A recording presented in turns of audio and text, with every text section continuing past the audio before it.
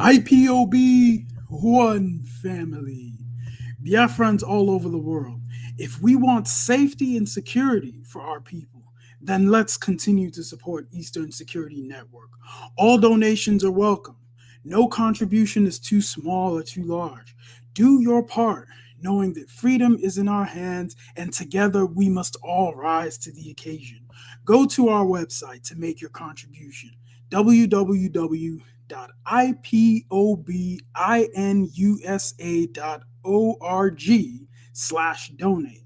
And remember that freedom is not free, but together we restore it. Farm by farm, forest by forest, house by house, and street by street.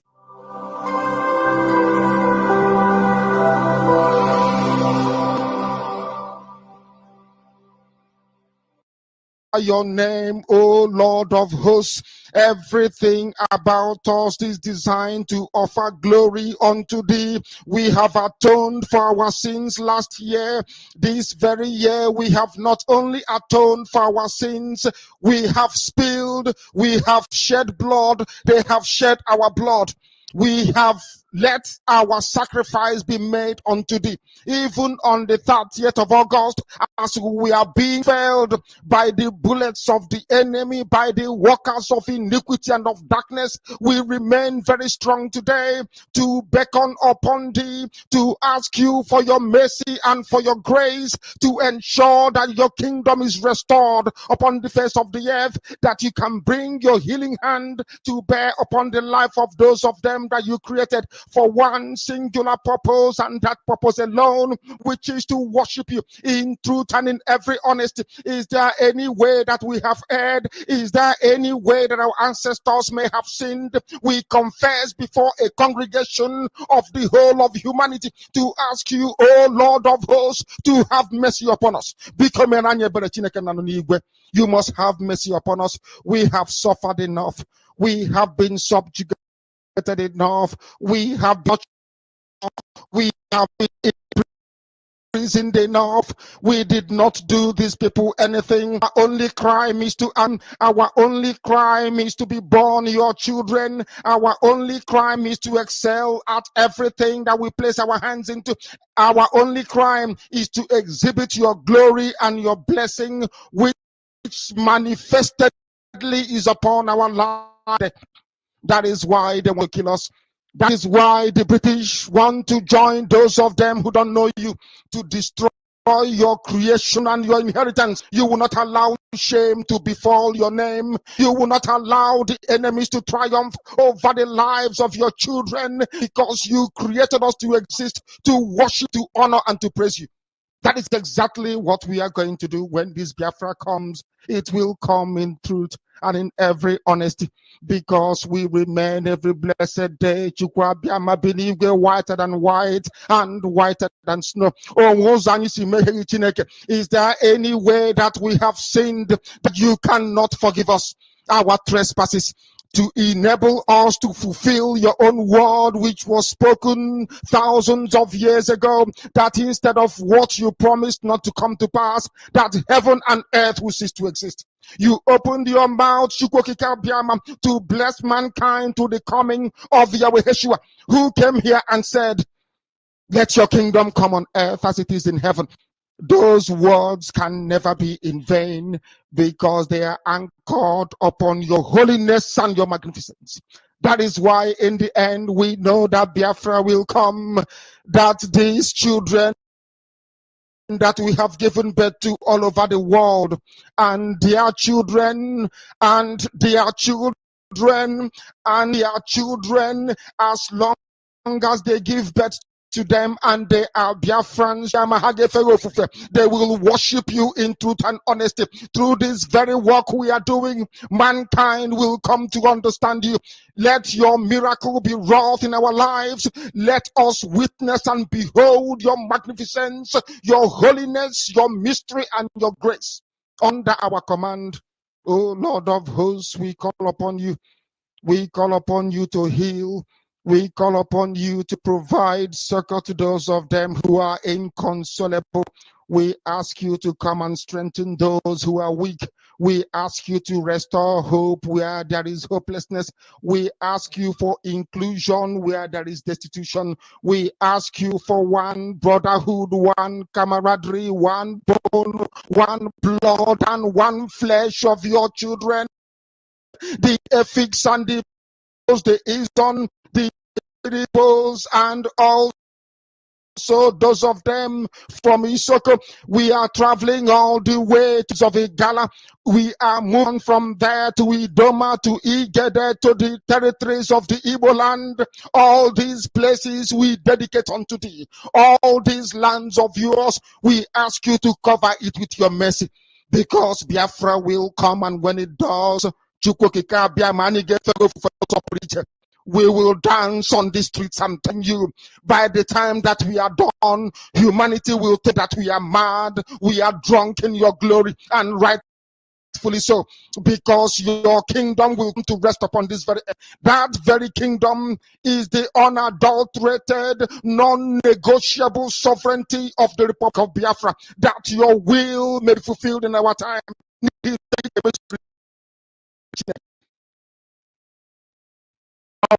All these we ask for in no other name apart from that name that belongs to you. I had in Sosine Bigebi Rone Bigebi. He said,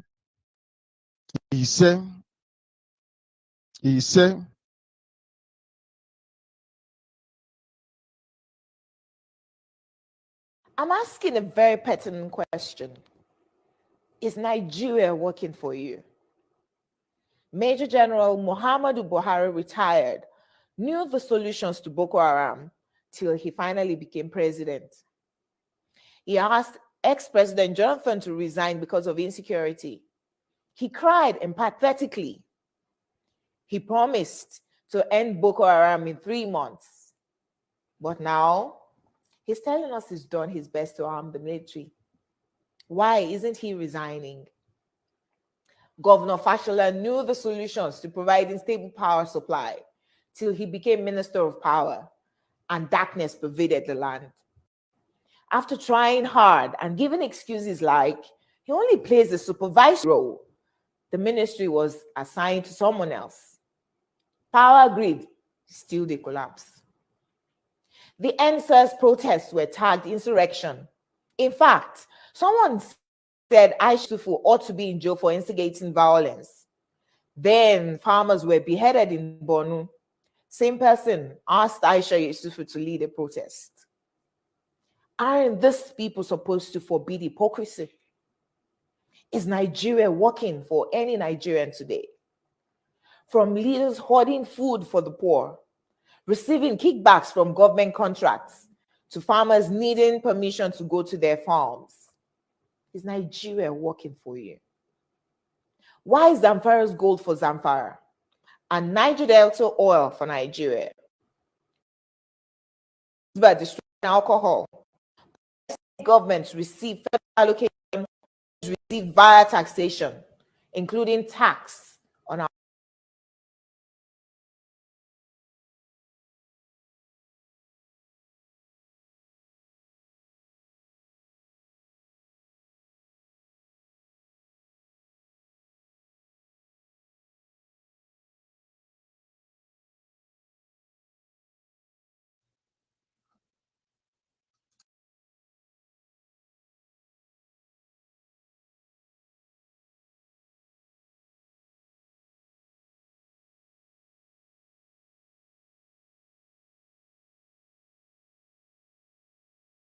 I'm asking a very pertinent question. Is Nigeria working for you?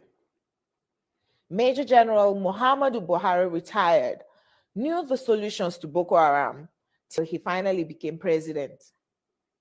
He asked ex-President Jonathan to resign because of insecurity. He cried empathetically. He promised to end Boko Haram in 3 months. But now, he's telling us he's done his best to arm the military. Why isn't he resigning? Governor Fashola knew the solutions to providing stable power supply till he became Minister of Power, and darkness pervaded the land. After trying hard and giving excuses like he only plays a supervisory role, the ministry was assigned to someone else. Power grid, still they collapse.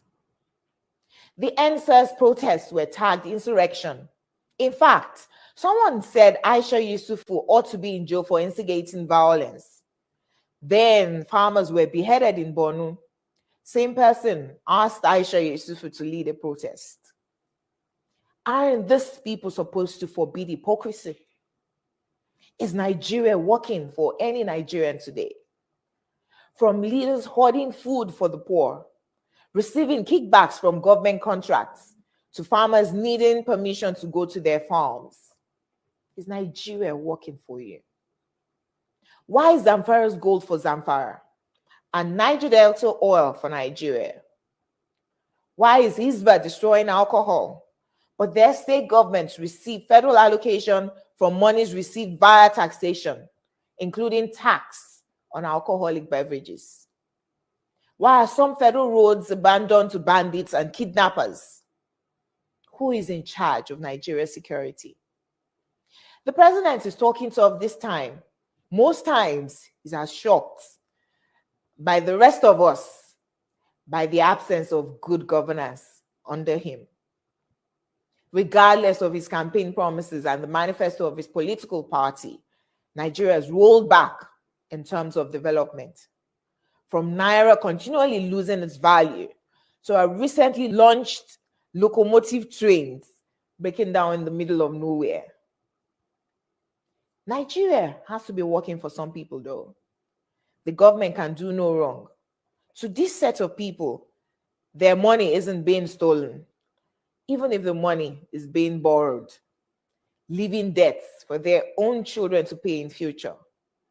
Even if the leaders don't use public institutions, from sending their children to Ivy League schools abroad to getting medical treatment abroad, some people who have nothing and we need to donate money for their medical bills if they have a serious ailment, continue to hail the obvious lack of good governance till Nigeria happens to them.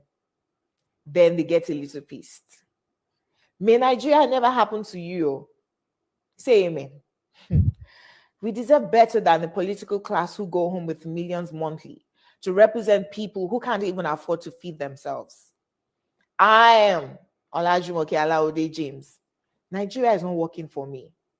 Is Nigeria working for you? Fellow Nigerian, in search of excellence for Africa, my mission remains to create awareness, advance practical solutions, and transform mindsets via case studies. Together, let's midwife deliverance for our race, country, and continent. Please share this video. I am Dr. Israel Noyaram Davidson. Thank you. In 2001, US-led forces overthrew a Taliban-led Afghan government following the 9/11 attacks led by the Al-Qaeda leader Osama bin Laden. For the next 20 years, the US and allies enforced democratic ideals, built up Afghan security forces, and provided operational air cover. The Taliban continued to attack. Now, eventually, under President Trump, the US promised to pull out if Taliban agreed to stop attacks and hosting terrorist groups. Today, the Taliban militants have declared Islamic Emirate of Afghanistan and overrun most of the country at lightning speed with little or no resistance from the 300,000 US trained and heavily equipped Afghan forces. US general could not believe an army could crumble at that rate. I did not, nor did anyone else, see a collapse of an army that size in 11 days. There'll be many postmortems on this topic, but right now is not that time. It is believed the Afghan soldiers, though diehards, had unquenchable allegiance to jihadist ideologies practiced by Taliban. They were Afghan soldiers by day, Taliban at heart, and Taliban at night. A situation some suggest currently exists in Nigeria too.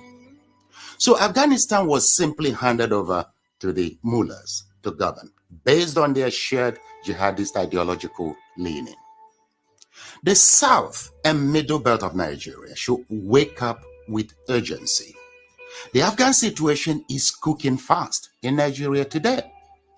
Afghanistan is #1 on global terrorist list. Nigeria is #3. Second.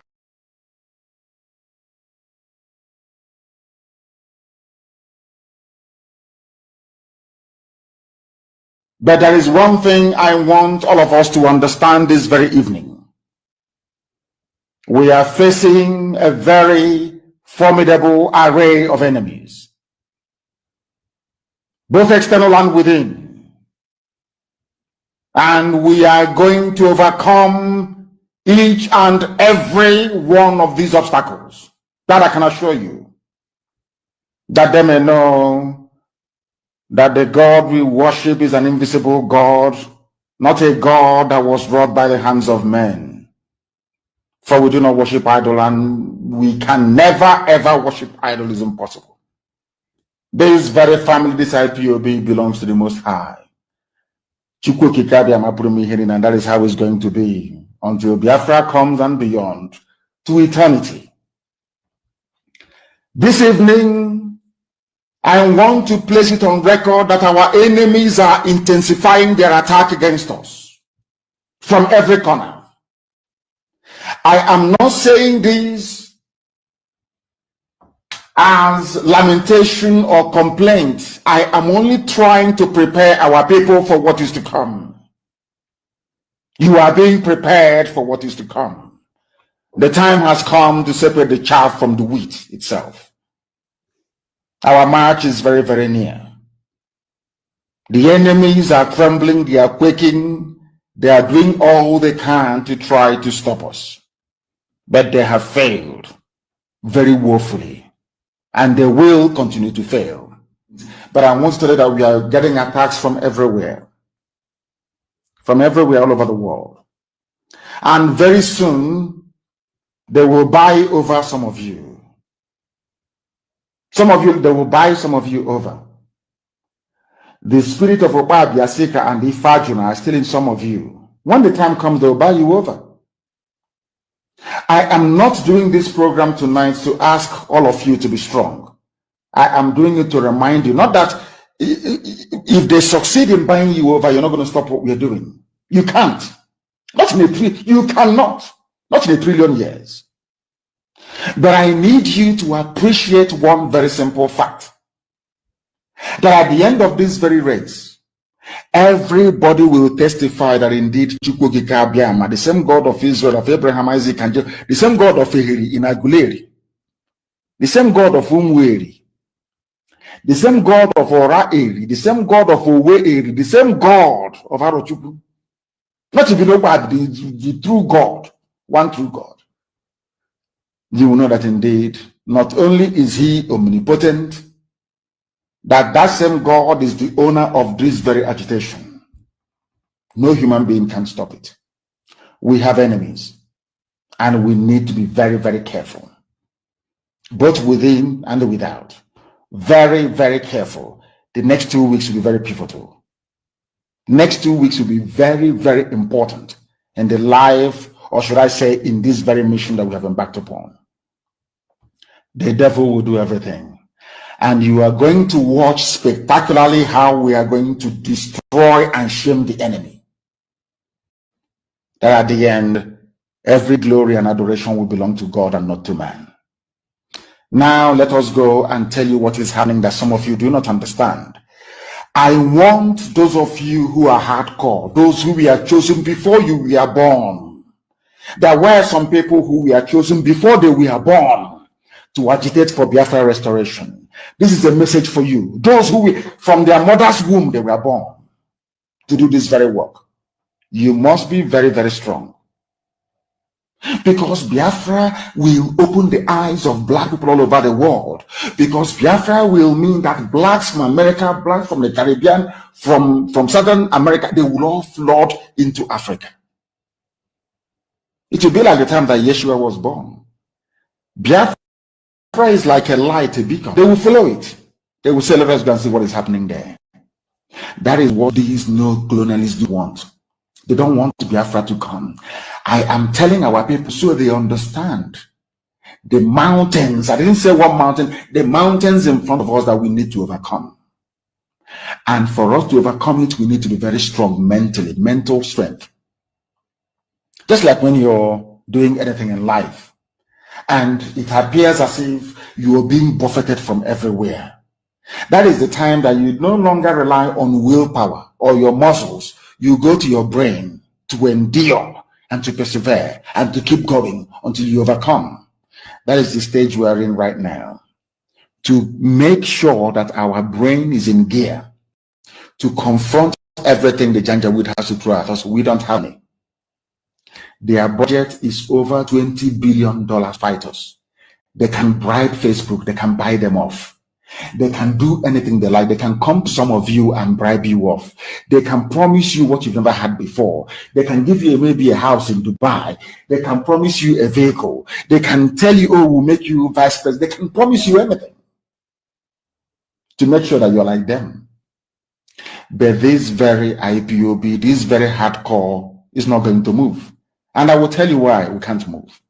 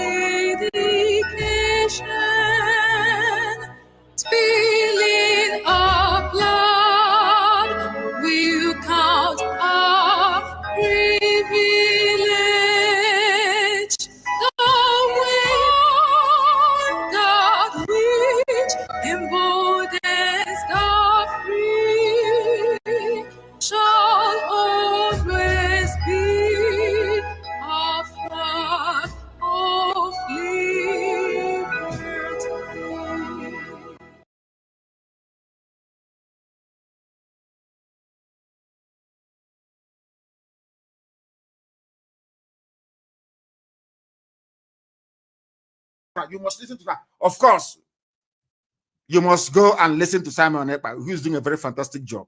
Very great job that Simon Ekpa is doing. Very, very, absolutely fantastic job that he's doing. You must listen to him and share his videos accordingly. Very, very important. He is bringing a new dimension to this very awareness that we are making, and you must listen to him. Very, very important.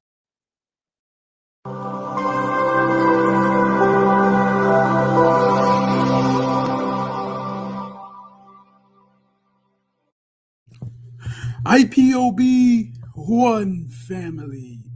Biafrans all over the world. If we want safety and security for our people, then let's continue to support Eastern Security Network. All donations are welcome. No contribution is too small or too large. Do your part, knowing that freedom is in our hands, and together we must all rise to the occasion. Go to our website to make your contribution, www.ipobinUSA.org/donate. And remember that freedom is not free, but together we restore it, farm by farm, forest by forest, house by house, and street by street.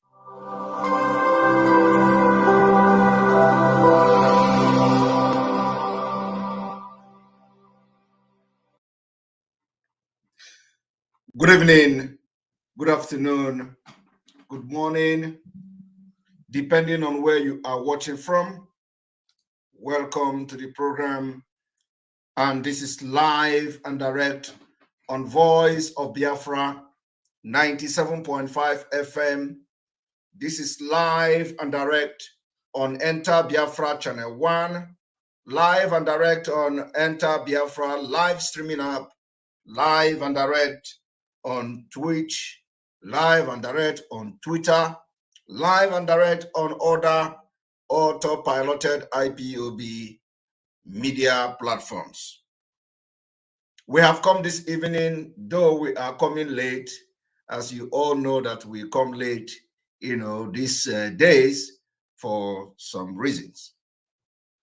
We've come here now to continue the awareness for Biafra liberation and the restoration of Biafra. And the reason why we have come this evening is to begin and start the preaching for no election in 2023 in Biafraland. The only election that we are going to allow is going to be only the referendum that will make Biafra people to decide whether they want to be part of Nigeria or not. In addition to that, we understand that so many ethnic groups and ethnic nationalities in Nigeria has filed a case to one of the Nigeria courts, and they are waiting. We need to refresh.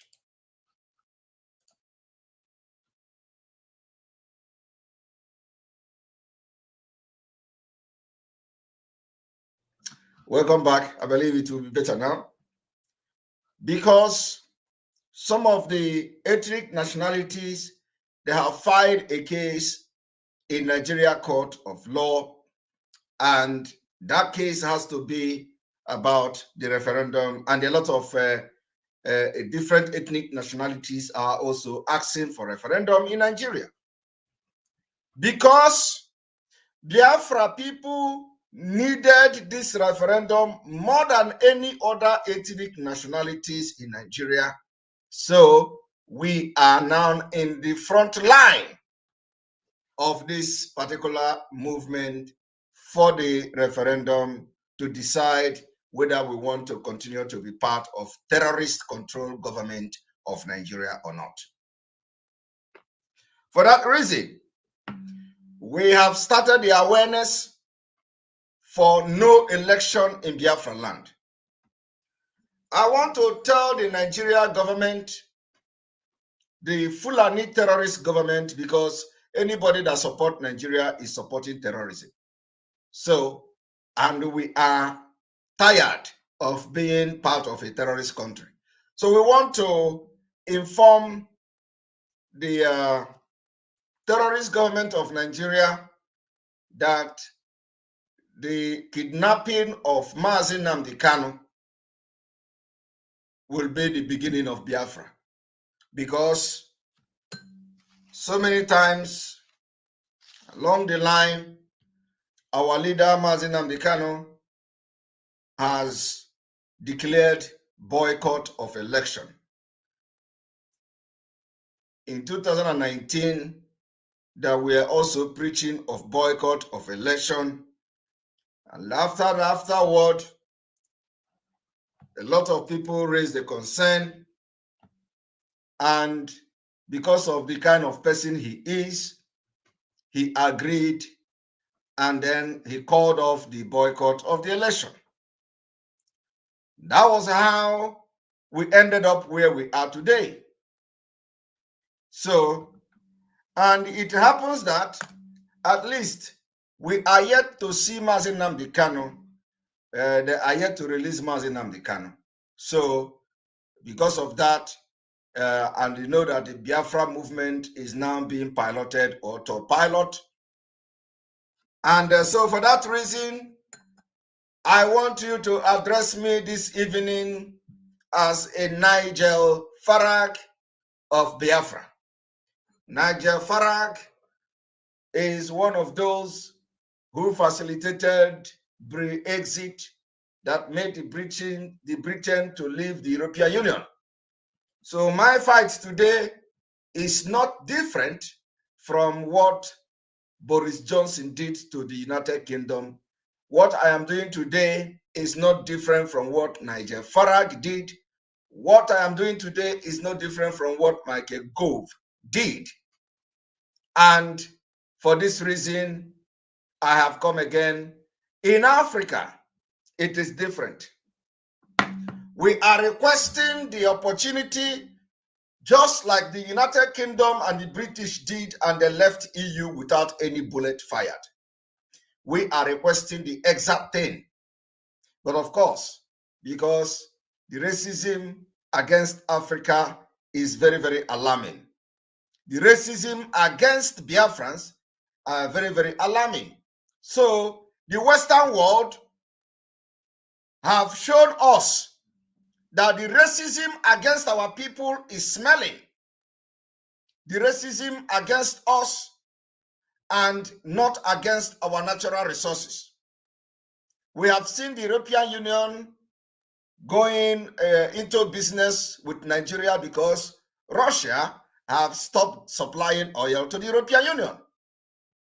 We have seen that European Union has begun to romance Nigeria because of the natural resources coming from Biafraland. But European Union have turned deaf ears to the killings and the insecurities that is happening in that place where the oil is coming from. So we are going to be speaking exactly the way it is, and we are not scared of anybody. We are not afraid of anybody. The only person I am afraid of in this life is God and myself. The only person that I am afraid of in this life is God and myself. I am afraid of myself after God. So, and for that reason, my job is to enlighten Biafra people to lead exactly the same way Nigel Farage did lead the United Kingdom, the British people, out of European Union. That's exactly the same thing I'm doing. I want to do exactly the way Boris Johnson did, convincing the United Kingdom, convincing the British people that there is a need to leave European Union, and they left European Union without a bullet fired. That is the exact thing I am asking. Considering that Africa have criminals as leaders, considering that Africa government, some of them are sponsoring terrorism for their selfish interests and to conquer many territories and land, considering the fact that you must be a criminal, especially in Nigeria, to become anything in Nigeria, you must be a retired criminal. So considering all this fact, and putting all this fact in consideration, we have concluded that we know, because criminals are the hem of affair in Nigeria, there can never be any peace. They can never allow any ethnic nationality in Nigeria to go into referendum, because you have criminals, you know, from the president down to the Senate president, down to speaker, down to Inspector General of Police, down to CGN, that all of them are criminals. You must have one crime or the other. You must have qualified from one criminal organization or another before you are appointed to hold any position in Nigeria. You must have proven yourself, either by killing people or by snatching ballot paper. from local government to state to federal.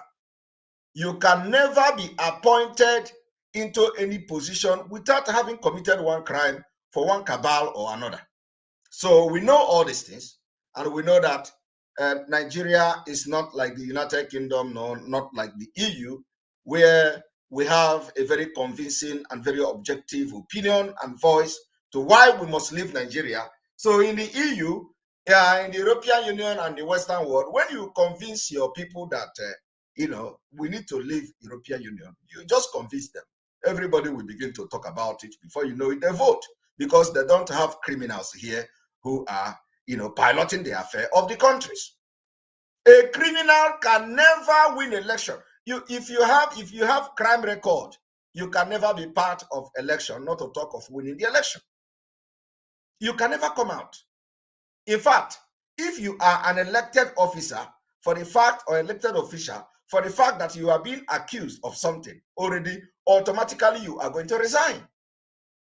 That is why when anybody call on anything for referendum or to vote, you see people adopting it. It is called democratic process.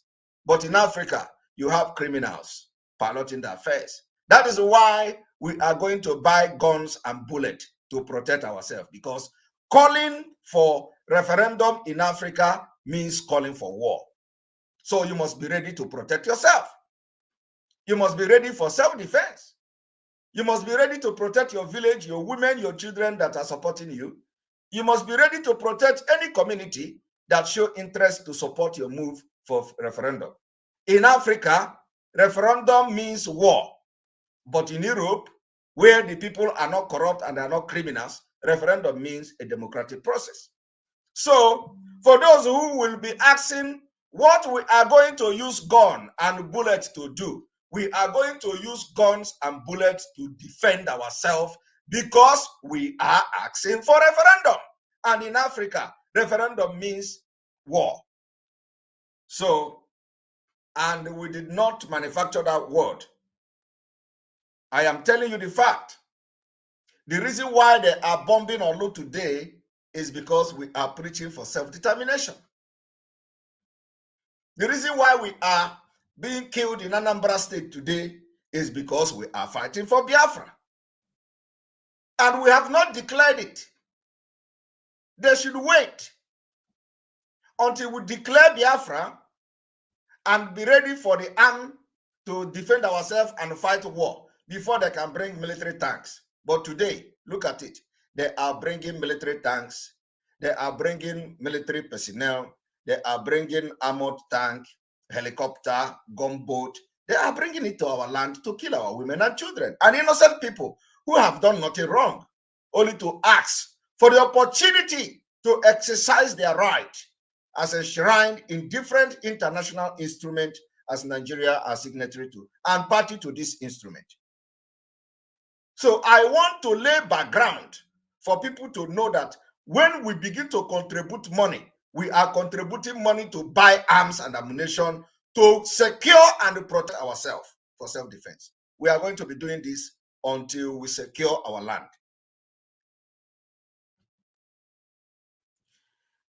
The evidences are there. The evidences of genocide against our people are there. The evidences of ethnic cleansings are there. They are killing Biafrans. They are killing us. And let me tell you, everybody must not be a coward. Everything I am saying today, call me anywhere, I will stand to defend it. What did I say? I said, what we are asking for is referendum for Biafra to decide whether they want to be part of Nigeria or not. And what did I say? I said, I am doing the exact thing Nigel Farage of the United Kingdom did. I am doing the exact thing Boris Johnson of the United Kingdom did. I am doing the exact thing Michael Gove of the United Kingdom did. And the left European Union. Now I have been able to explain to you what is the difference between us in Nigeria and the European Union. The difference is that in Africa, specifically Nigeria, you have the criminals as leaders. Those who are hardened criminal killers, they are piloting the affair of Nigeria. And that is exactly what is happening in other countries of Africa. So when you ask for referendum in Africa, they regard it as you have called for war. And you will be killed. You will be incarcerated for asking for referendum. While in the European Union, the people that are representing different nations in the European Union are not criminals. And I said, if anybody even been suspected, if any EU if anybody that is representing any nation in the EU is being suspected of any crime, the person will honorably resign. But in Africa and in Nigeria, it is not the same case. So that is why when we call for referendum, when we agitate for self-determination, they regard it as we are committing crime and they will declare war against us. And because we know our right, we are going to buy arms, we are going to buy guns to defend ourselves. Because when they come to our community, they don't come with cane. They don't come with cane. They don't come with belt. They come with machine guns. And when they come with machine guns, they don't just come to scare you away with the machine gun. They come and they shoot without asking questions. And they shoot anything they see. This is the situation of Nigeria today. So we are going to be raising funds to make sure we buy arms and ammunition for self-defense. If you like, come and ask and agitate for Simon Ekpa to be captured, to be arrested. Nobody, if anybody is not going to say it, I am saying it the way it is. Take me to anywhere. We will buy machine guns to defend our life, defend our children and our mother, who have been rendered very, very vulnerable. For the fact that they are already, being a woman in Africa, you are already vulnerable. And then because the Nigeria government, Fulanis, when Boko Haram has been infiltrated by the Nigeria army, they will come and they will kill our women and children, and everybody is running away from the community. So exactly this same thing is what we are preaching today. And the reason why we have come today is to tell you why election is not going to hold in Biafraland. Election not holding in Biafraland means that we are going to go on civil disobedience. The civil disobedience is that any time Nigeria announced the date for the general election, we are going to be very calculative. We will announce the sit at home. The 2 weeks sit at home is still under review. But for now, we are going with 2 weeks sit at home. We are going to be reviewing the situation. We are going to be assessing the situation, because what is happening now may not be what will happen in 2023. So, but for now, with the current situation now, we need 2 weeks to stand against Nigeria.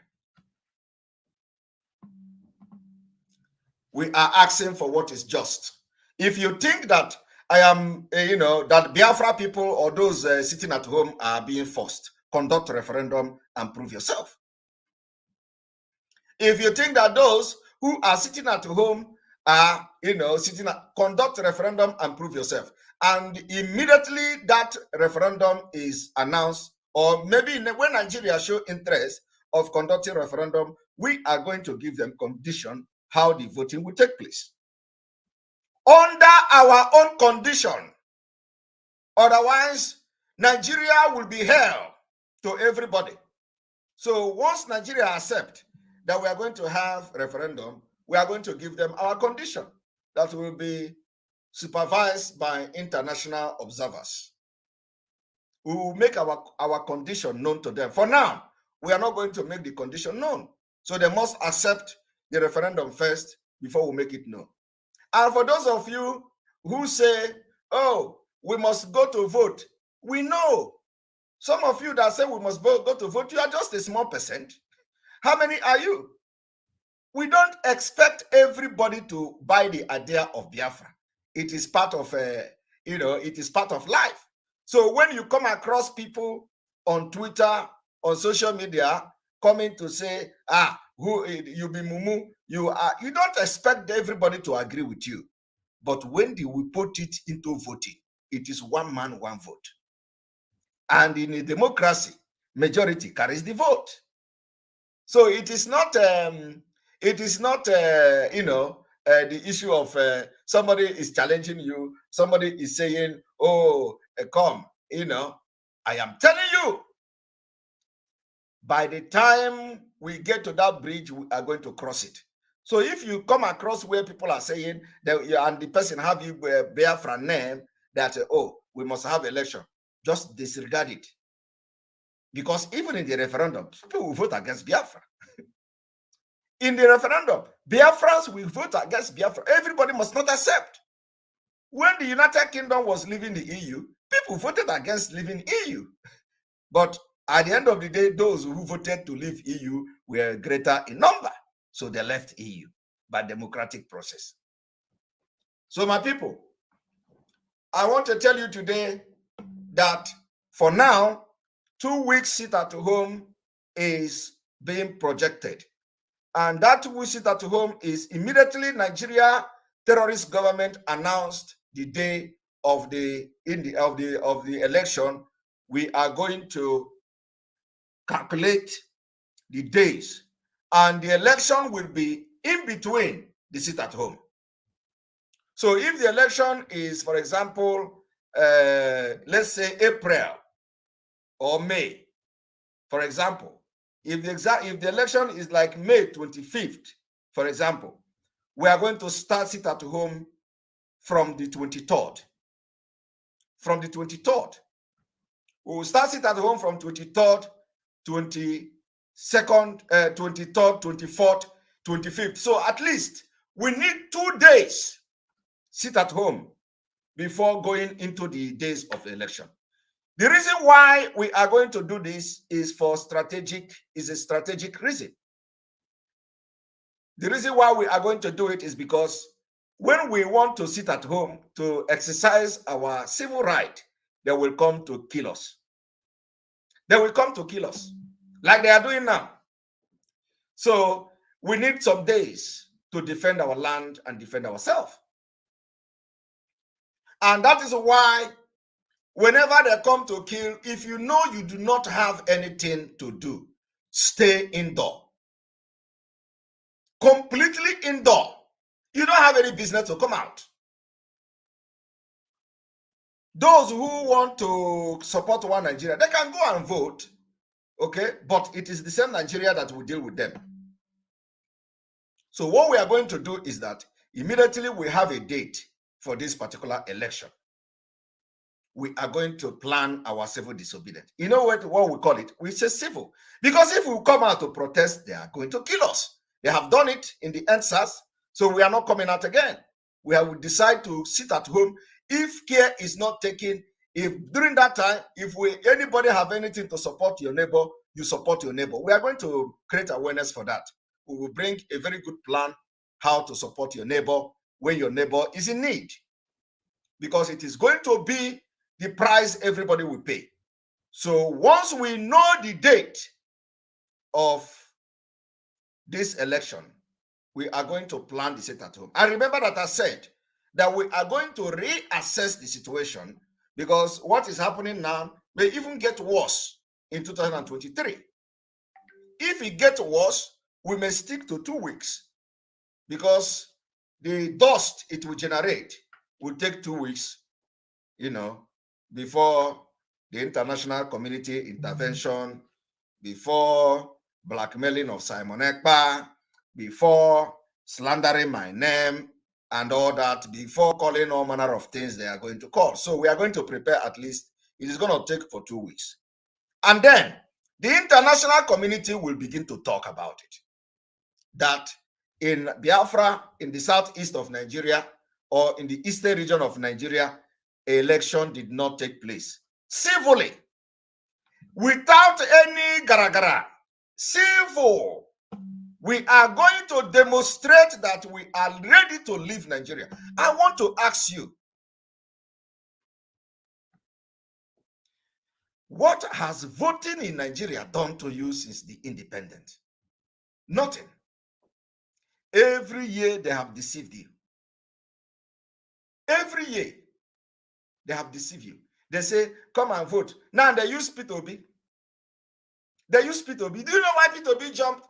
When P2B go to United Kingdom, you know, when P2B go to United Kingdom, I want to tell you one secret today. P2B may not even know this. But let me tell you one secret. When P2B went to United Kingdom, he had meeting with the British. They advised him. They advised him, you can change party, you can change, you can decamp from another party to another, you can change party. And he came back. He thought that those politicians have advised him rightfully. I want to leak the secret. I'm a politician here. I'm a politician in Europe. I know what I'm saying. P2B thought that he may have received the best advice in this whole world. But let me tell you what they did. They deceived P2B. They told P2B, no, go to another party before, the PDP presidential election. Go to a party where you are going to have chance of becoming the flag bearer. Do you know why they did that? Because they knew Fulani will never relinquish power to Igbo man. I am telling you, never. Do you know why they asked P2B to decamp? Or maybe the advice they gave to P2B, because P2B is a very sensible man. But let me tell you, no matter how sensible you are, in a situation like this that we are in Nigeria now, you can never know it all. So I hope P2B is listening to me.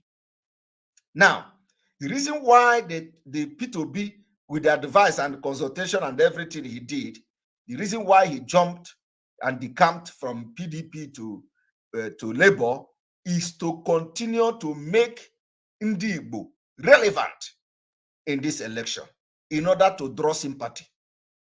I am telling you the fact. Just think about it.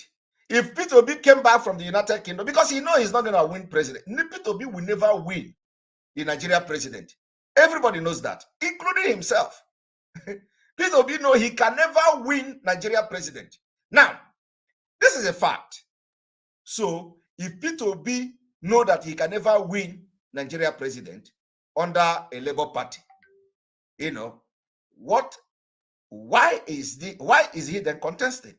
The reason why they push him to contest is to put Ndi Igbo, to put Biafrans on the list of those contesting election, is to make Ndi Igbo somehow relevant and draw Ndi Igbo to begin to campaign for election for P2B. When you know that P2B can never win any local government in Sokoto, in Bauchi, he can never win even a ward in the northern Nigeria. So they want P2B to, the name P2B, to be in the list of presidential candidates, just to make sure that Ndi Igbo participated in the election. And I am telling you the fact. When they were advising him this thing, P2B thought that he has received a very huge advice. Because in a state where he is now, his only concern is I want to contest the election. I want to contest the election. Everybody is contesting, thinking that they are going to win. But deep down inside P2B's heart, P2B know he can never win the election. He can never win a presidential election when the party is not even a northernized party, Labour Party. So for P2B to win election in Nigeria is not possible. First of all, the party have to be northernized and a Fulanized party before you can think of even making any impact. So Why would P2B go and start jumping from PDP to Labour Party? Is because they want him to be in the list. Because if P2B had remained in PDP, they knew he will never win even the primary election. And once he did not win primary election, that is the end. Jumping from that time to another party is just Major Hero Kundea. Close the gap. Now, it is still the same close the gap. So they want to use P2B so that when we are talking, like I see some of the gullible ones, when we are talking, they will say, oh, support P2B, support P2B. P2B is contesting. As if P2B is going to win this election with your vote. Jesus Christ. As if, let us even say, all of you from the Igbo land, and they vote P2B. He can never win this election. So why are you wasting your time? You know, when we see the supporters of P2B, you know, on social media, they will tell you, please come stop this Biafra, support P2B, stop this Biafra, support P2B. And then when you ask them one question about Nigeria, they are ignorant. I am telling you, one question you are going to ask these people, they can't answer you. Ask them question about this Abuja Declaration of 1989. They don't, even as I have been shouting this Abuja Declaration on Twitter, some of them have not even taken their time to go and research on Abuja Declaration. They don't know anything about Abuja Declaration. They don't know. But they are supporting P2B.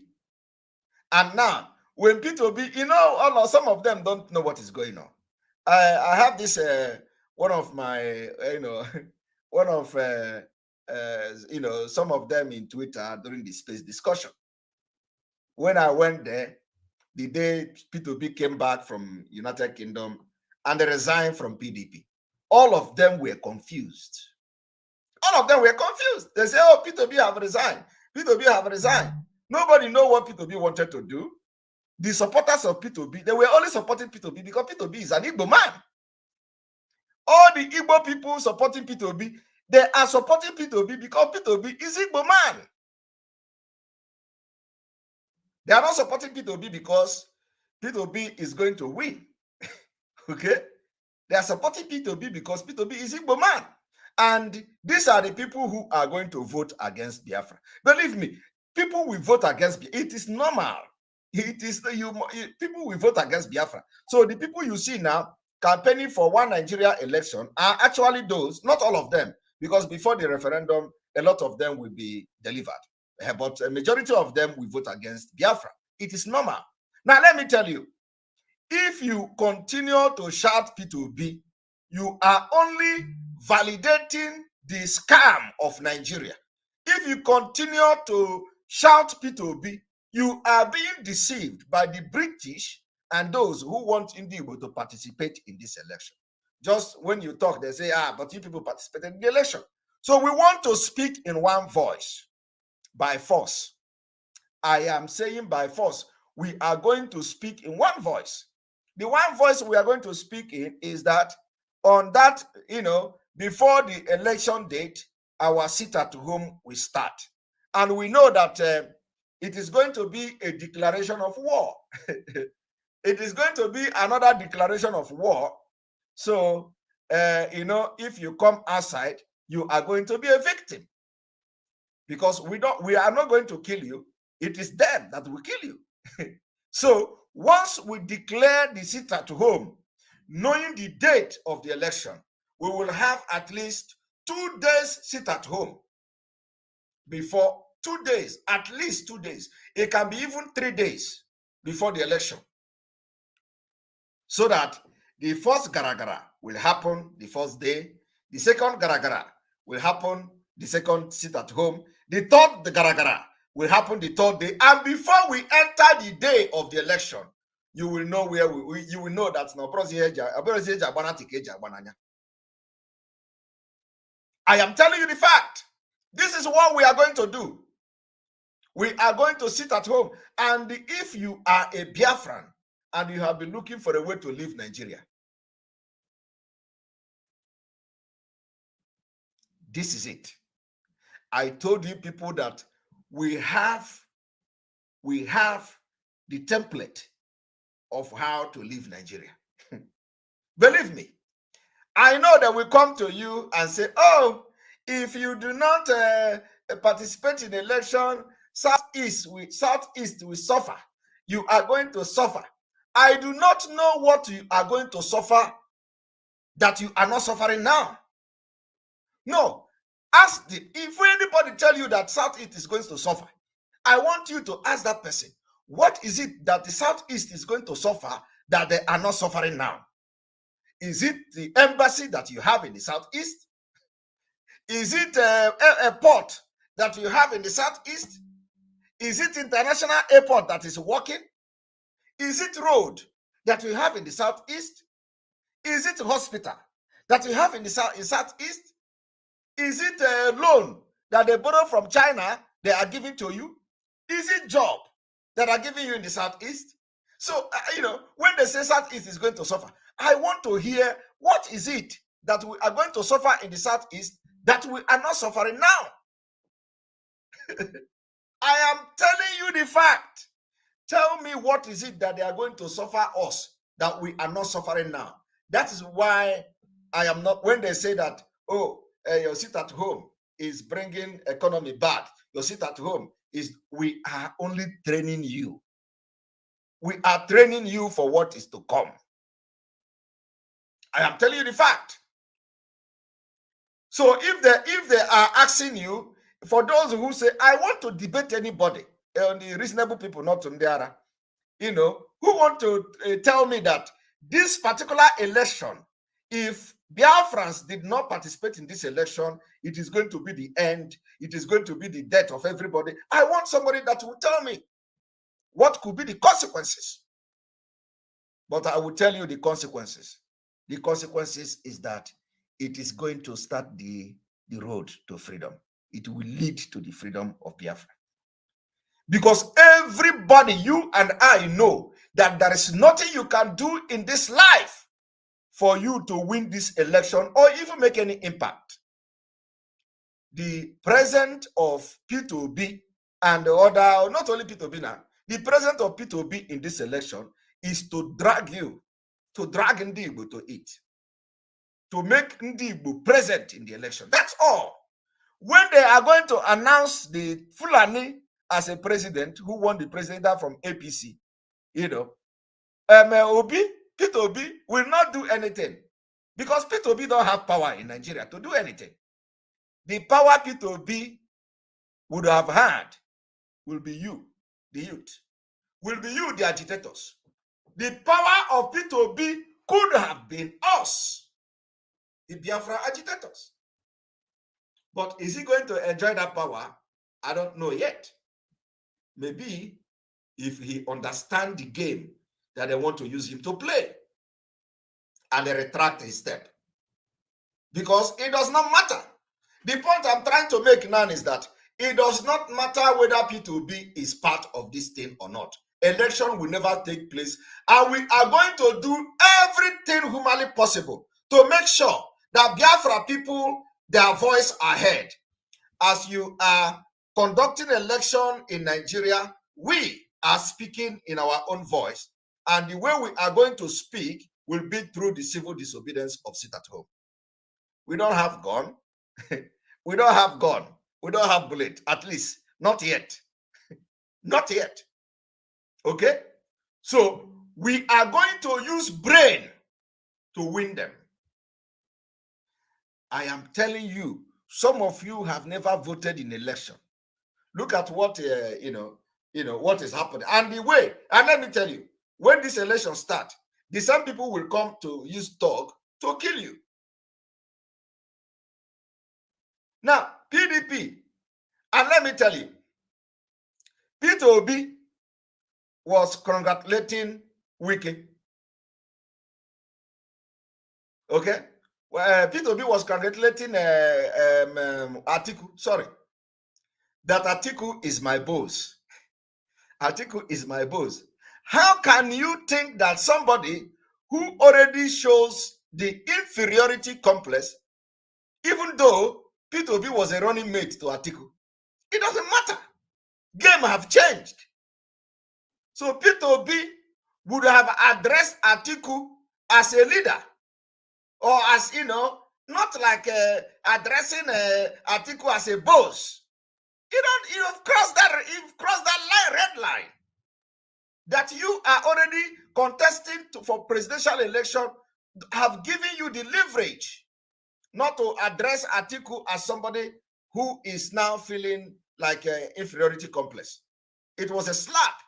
So P2B have actually given up on the campaign. Who are you talking to? Electorate, we read that P2B is calling Atiku a boss. So, and you think that in a same word, you are contesting against your boss. Nobody will want to vote you now. People want to vote your boss. So already, Obi have already given up, abdicated the position to Atiku for calling him a boss. In election, you don't address people like that, because you are contesting the same office with that man. So you address Atiku as His Excellency that he was, if he anything like that. You address Atiku like every other Nigerian. Not coming to still desire Atiku Efere. So how do you think that P2B is serious? P2B can never stand and fight Atiku. That is what I'm trying to tell you. For P2B to have recognized that Atiku is his boss, he can never go extra mile to even contest with against Atiku. That is why I'm telling you now that P2B's presidential ambition is dead on arrival. It is only to deceive Biafrans to go to the poll and vote. P2B presidential bid is only Major Hero Kundea to have Igbo name as one of those contesting for presidential election in Nigeria. That is what it is. It does not matter what you think, but I'm telling you the fact. P2B already have abdicated the little thing he has to Atiku by addressing Atiku as a boss. Who does that? You go and vote somebody who is somebody is better than. It doesn't work like that. So what am I trying to say? What I am trying to say is, don't fall for this cheap blackmail. Do not fall for this trap. You know, most of the plan we have, it is not everything that will be public. For those who are asking how you want to get this Biafra, how you want to do this, how you want to do that, we are bringing the idea that is supposed to be public, because this is for public consumption. So I am telling you today that P2B jumping into Labour Party is not for any to win election, because he can never win election. Anybody who knows how Nigeria works knows that for you to win any major election in Nigeria, especially presidential election, you need a party that is modernized and a Fulanized party. So as it stands now, the only party that is modernized and Fulanized is APC and, PDP somehow. Once you are out of these two parties in Nigeria, what you are is Major Hero Kundea. And as it stands, they can never ever give any ticket to any Igbo man. So pushing P2B to Labour Party is to just Major Hero Kundea. Complete the sentence. That's all. So that in the Igbo and Biafrans will go and start, killing themselves. They want to vote P2B. You people don't know what is happening. So I'm coming here this evening to tell you the strategies we are going to use. Our own is that this strategy is public. We are not hiding it. We are embarking on civil disobedience. Once Nigeria announced the date of the election, we are going to announce our own date of sit at home in Biafraland. And once we announce the date of sit at home, civil disobedience sit at home, before then, we are also going to review the situation on ground to know whether these 2 weeks is enough, or we are going to reduce it to 1 week, or we are going to increase and make it 3 weeks. I am telling you the fact. Get ready, because it is going to happen. If you really want your freedom, get ready. We are not going. If war break out today in Nigeria, you will sit at home more than 3 weeks. I am telling you. You are going to sit at home more than 3 weeks. This particular 2 weeks sit at home that we are proposing now is because of the current situation today. So we are working with facts and figures on ground. If the situation that is going to be in 2023 is the same thing as today, be ready for 2 weeks sit at home. But if the situation changes somehow, you be ready for 1 week sit at home, or you be ready for even 3 weeks sit at home. It is good. You see, it must happen. I am telling you the fact. So just pray that the situation is going to be a little bit different from from what we have now. But if it is what we have now, we are going to have 2 weeks. These 2 weeks we are going to have is for the best interest of our people, because we know that the Nigeria terrorist army and their DSS and all that, they are going to come with armored tank to kill our people, okay?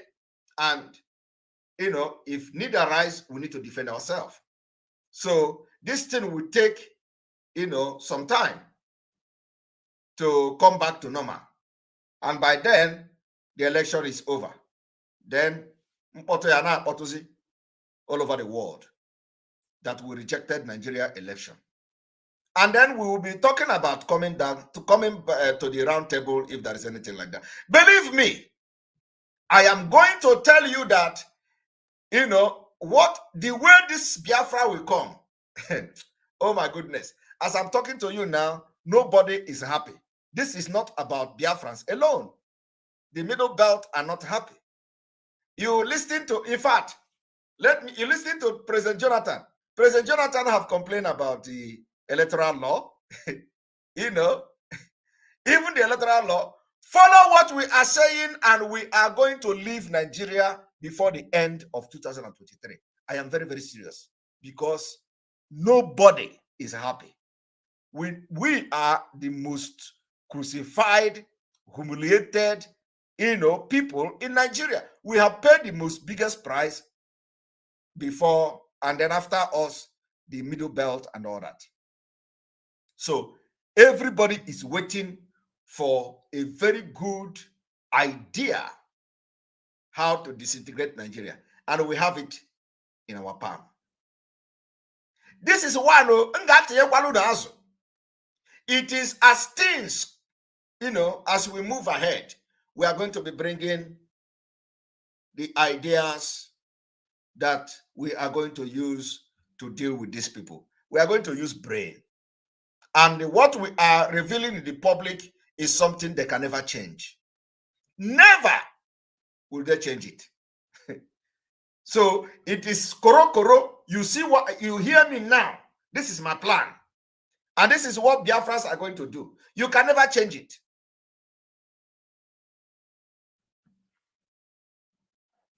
And on this note, I want to bring what Nigeria has become.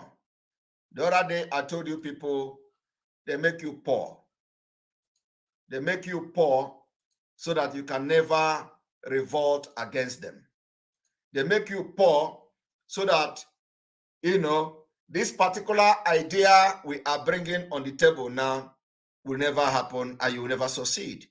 But we are training you now, and believe me, for the very first time in the history of Biafra liberation, we sit at home for 3 days. 3 days sit at home. People didn't feel it. I am telling you. Last week or so, all of you, last 2 weeks, you sat at home, right? 3 days.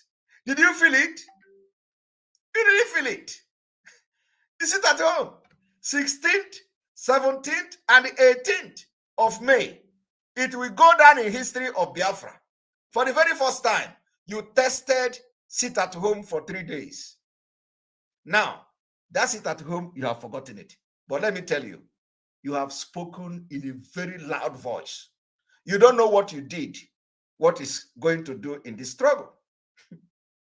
You sat at home for 3 days. Now you've forgotten it. But you do not know what you have done, what is doing to Nigeria government. Believe me, you don't know what is doing to Nigeria government. You don't know what he's doing to all these criminals. That you people have shown how serious and resolute you are. So you have taken a very necessary step, very good step to Biafra. Now, Nigeria government have seen the, forget all these things they say, you are suffering, oh, you are, yes, you need to feel this pain. Because, but let me tell you, the one they are feeling is more than the pain you are feeling. So do not listen to them when they say, all the people that are coming to tell us, oh, you are suffering the people, and we depend on daily life. We depend on daily life. That is because you are a mumu. Because if you are not a mumu, you know that how long are you going to continue to complain that you live from hand to mouth? How long are you going to continue to complain that you live on daily basis? How are you going to continue to live like that? You need to fight to end it. You can't continue to live like that. The system of Nigeria was designed for you to remain poor so that you can never think well. So you need to thank God that you have people that God have sent abroad, people like us, to think for you. That is why I am coming every day to make broadcast, so that I will open your brain. The same thing lead to the death of many people because of poverty, while you in the same oil producing state. Now, that is the biggest insult. Where over 30 people have died and around 7 people were left in. Now let's go across to Nigeria, where over 30 people have died and around 7 people were left injured in a stampede in southern part of the country. During church charity event on Saturday, the incident took place while a local charity organization was offering food and gifts for the impoverished children and people. As per police spokesperson, hundreds of people had turned up to receive food at the church. However, as the crowd grew impatient, they broke through the gate, which led to the stampede. The police said that 31 people lost their lives in the incident. Did you hear that? Food. People went to struggle to get food. Where church were doing some kind of, some charity services and program. They went to drag for food. They died. 30 people died trying to drag food. This is in River State, oil producing state, where some of them purchased a PDP form for 100 million. This is a Nigeria where APC is selling presidential form for 100 million naira. And people are dying just to go to church to drag for food. This is what they have done deliberately. Deliberately. You know why they did it? They did it because when you are hungry, you can never ever think very well. Just imagine, in a country where the politicians are using 100 million to buy presidential form. 100 million. People are dying just to get food in church. To get food. For how long are they going to fight to get food in church? If you talk, they will say, oh, we are feeding from hand to mouth every day. You have to pay for it. These people that died now, they died for nothing. just because they went to church to get food, they died.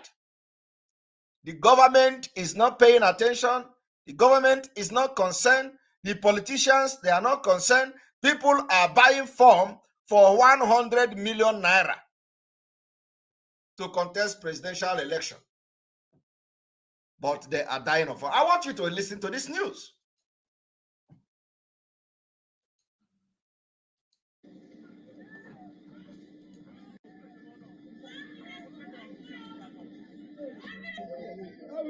It was very painful. Even I was shouting in the morning when I was here. I was crying, shouting. See, I was even calling securities. Well, see what you people have done. People already in the gate. Why not to allow them to go in? And you people are pushing them back. It's not fair.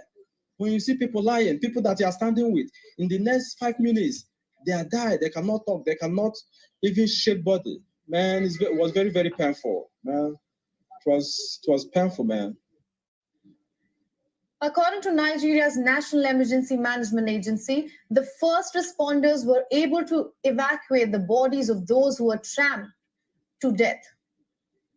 Security forces also blocked off the area. Dozens of residents thronged the scenes later, mourning the dead and offering any possible assistance to emergency workers. A police spokeswoman said that the 7 of the injured people were responding to treatment. Such charity events are common in Nigeria, where as per government data, over 80 million people live in poverty. In the aftermath of the incident, the event was suspended to investigate the cause of the stampede. Nigeria has recorded similar stampedes in the past as well, where 24 people died at a church gathering in 2013.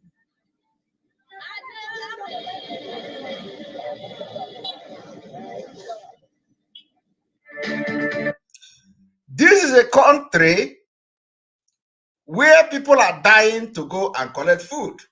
But the Fulani terrorist government, they gave Afghanistan Taliban $1 million. $1 million.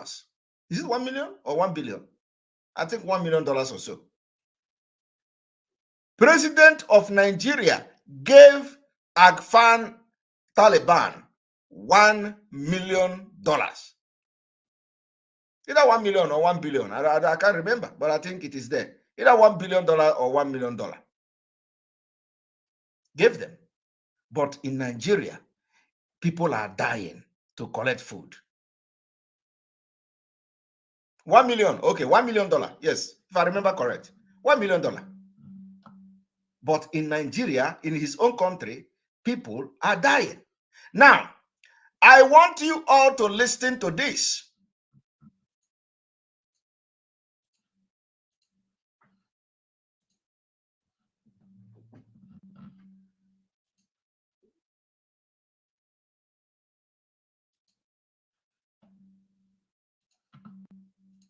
But it's a young man with common sense.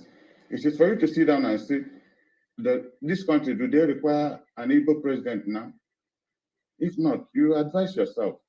You would have used your talent to organize and develop your zone so that it will become the envy of the rest of the country. They will now know there's something Igbos can offer because they're not going to give us. I'll be shocked if Buhari will give an Igbo man nomination. I'm just watching them buying 100 million. 100 million will give water to a whole town, reticulate it. And people are buying forms, 100 million, and Nigerians are not talking. Are you hearing that? Elder is now reasoning. This man has always been very outspoken and a very truthful man. That nobody is talking. People are dying of hunger and they are buying form for 100 million. And nobody is talking.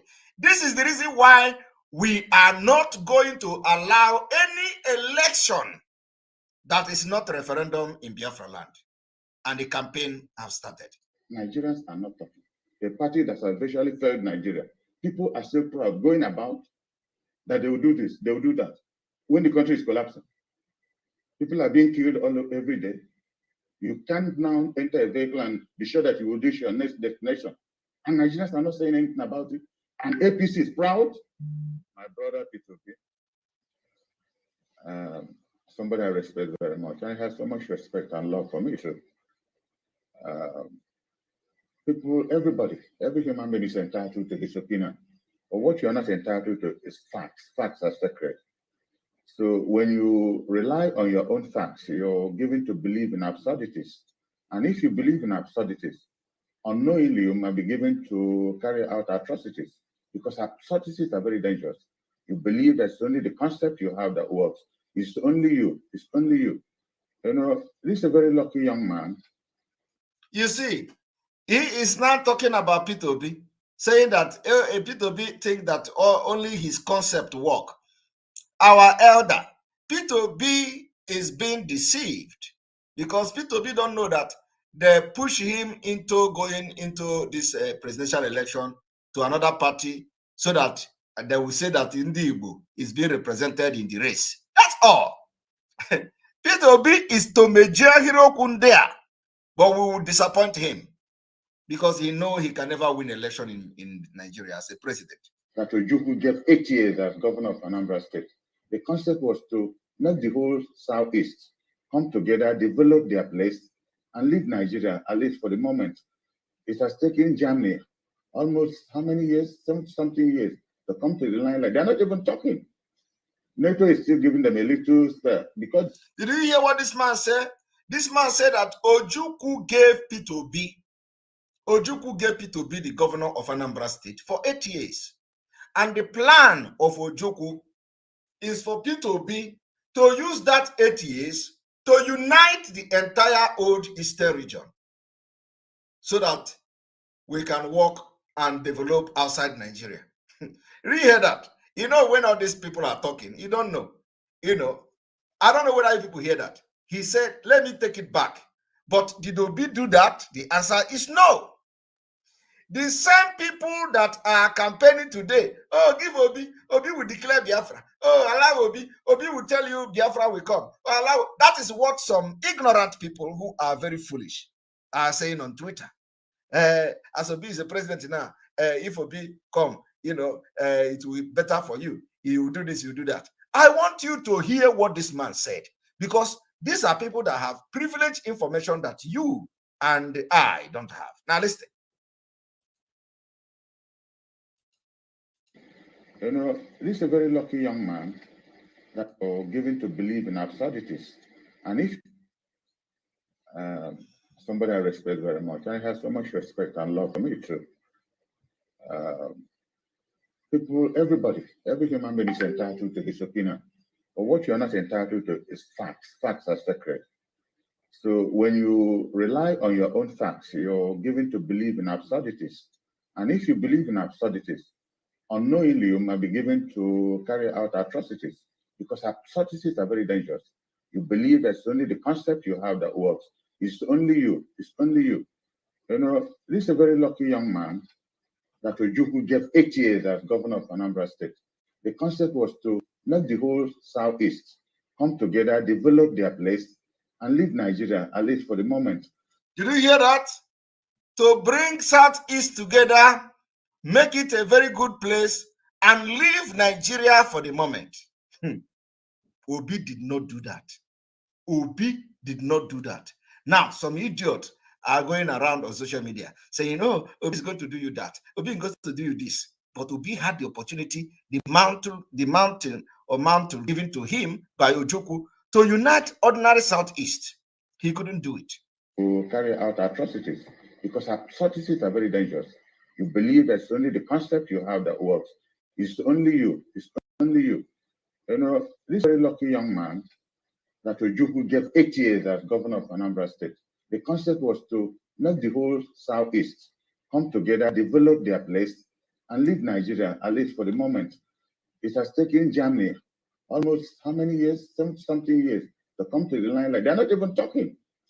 NATO is still giving them a little spare because they lost the war.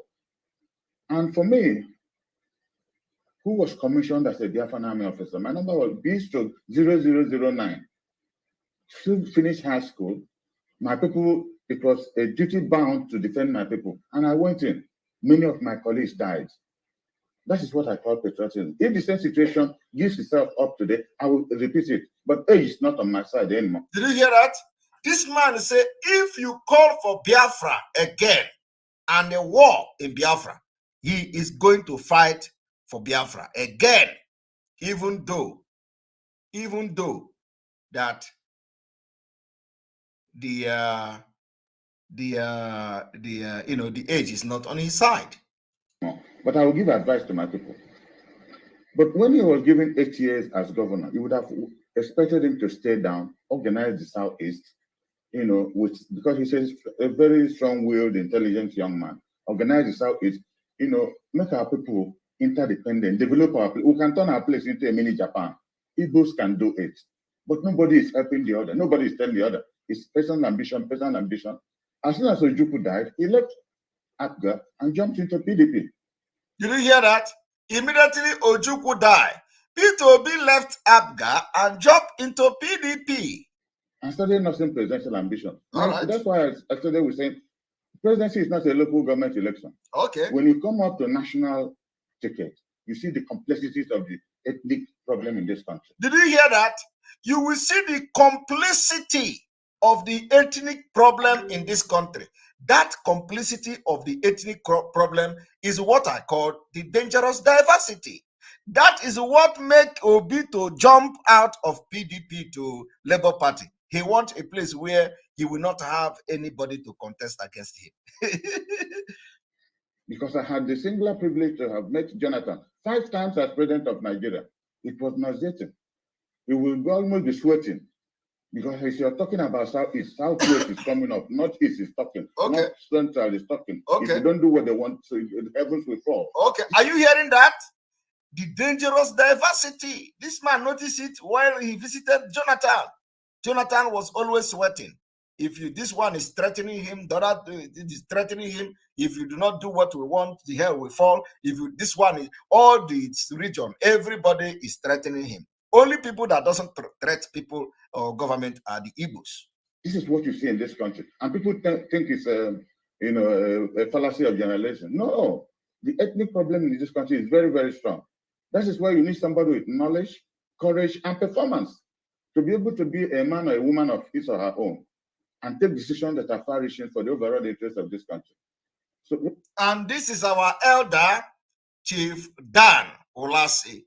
Chief Dan Olasi, thank you very much. He is a true Biafran. He was in the war, and he is going to fight the war if the opportunity comes.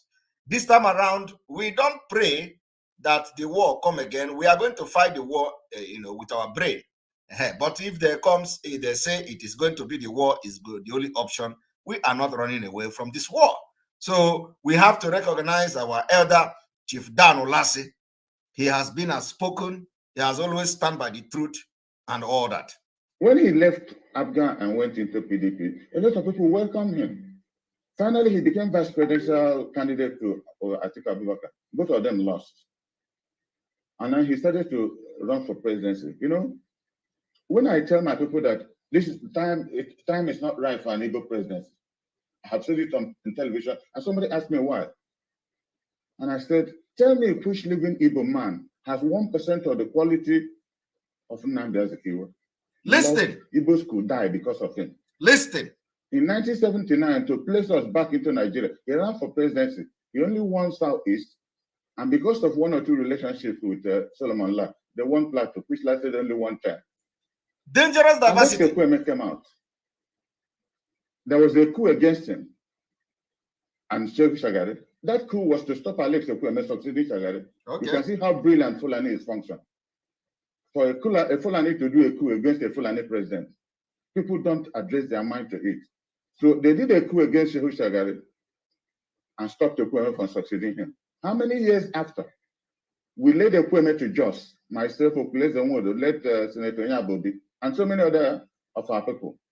Only the Southeast voted for him. This same Babangida and his group. Are you hearing that? This man is giving you factual thing. This is a fact.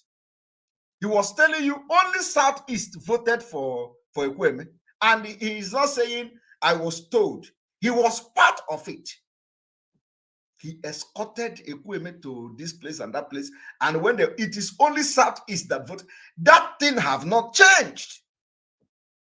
That is why I say, how is Peter Obi going to win election?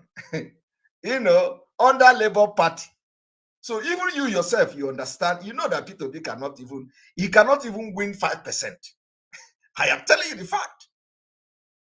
So we have noticed this thing. We know that allowing this election to take place in our land is validating the scam and the fraud of Nigeria. So the only way we are going to reject Nigeria and let the thing go very far to the international community is by rejecting a general election.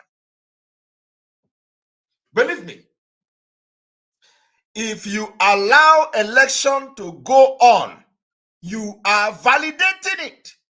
I want to borrow the word of Enyinaya Baribe. Enyinaya Baribe said he is not going to be part of the primary election in Abia State because being part of that primary election means that he has validated the election. I borrow that word. So if you allow election to take place in Biafraland, it means you have validated the election. And nobody will listen to you again. So anybody that tells you, oh, whether you vote or you no vote, they are going to have a winner. Yes, that is exactly it. We want them to have a winner without us voting. So what is the essence of voting when you know that whether you vote or you don't vote, they are going to have, they are going to have a winner? That is what these gullible people, ignorant people are telling you on social media. Even if you don't vote, they are going to declare a winner. Yes, let them declare a winner, but let it also be on record that Biafrans have decided not to vote. They tell you that the petroleum fund or whatever is giving a scholarship to students abroad. They conducted interview everywhere in all 6 zones. They say Southeast, because of the insecurity, they are not going to have the exam in the Southeast. Now you ask me, are they not going to school in the Southeast? Are the students not studying in the Southeast? So which one is more security problem? Is it the North? Is it the Southeast? What about the Boko Haram? Then they conducted that particular interview in the northern Nigeria, in Borno and all that. So in the Northwest, in the Northeast, and when it comes to Southeast, they say because of insecurity, they don't want to conduct the interview in the Southeast. They excluded the Southeast. But Southeast, they are going to school. So which one now? That is why I have been telling you people that you see all this Boko Haram thing happening, they are supporting it. Otherwise, is it the Northwest now and Northeast now that is more secure than the Southeast? The answer is no. So what is happening is that the disenfranchisement of the Biafra people is not just about, it happens at any given opportunity. And that is why we have started the campaign for no election. And it is going to happen this time around. For them that tell you, oh, that's how they did it in the past. They say no election, no election. And then they say they have been signed and sealed. That was our leader. And that is why, if they know what is good for them, they should release Mazi Nnamdi Kanu, because he is the only one who may, who knows, who may have a different opinion. But for now, this is this opinion. This is our opinion, and this is going to be opinion of Biafrans, and this is what we're going to do. And look, Shehu Shagari was in George organizing Northern delegates, and they would have voted massively for Ekpaive. IDB and his group stopped it, telling us that it's not our time. People will just defeat it. People that just did this. And I continue telling our people, we can use our human and natural resources to develop the Southeast that people will become envious of what we can do. President Jonathan was president almost 6 years. He couldn't build a road for Port Harcourt to Yenego. Did you hear that? President Jonathan was a president for 6 years. He could not build one road from Port Harcourt to Yenegua. And it is not a lie. He couldn't build road. He couldn't. What did he achieve for his people? The North has handled presidency for 52 years. They are still the poorest and the most uneducated. As when people talk of presidency, it will be as if you go there, you share public money to your village. No. You see, but you know the problem? The problem is the dangerous diversity, which must be disintegrated along the tribe so that everybody will develop on their own way. This president has courage, but negatively placed. So briefly, when you started, you said... You see, this is one thing I wanted to bring to your notice so that you will understand what we are talking about.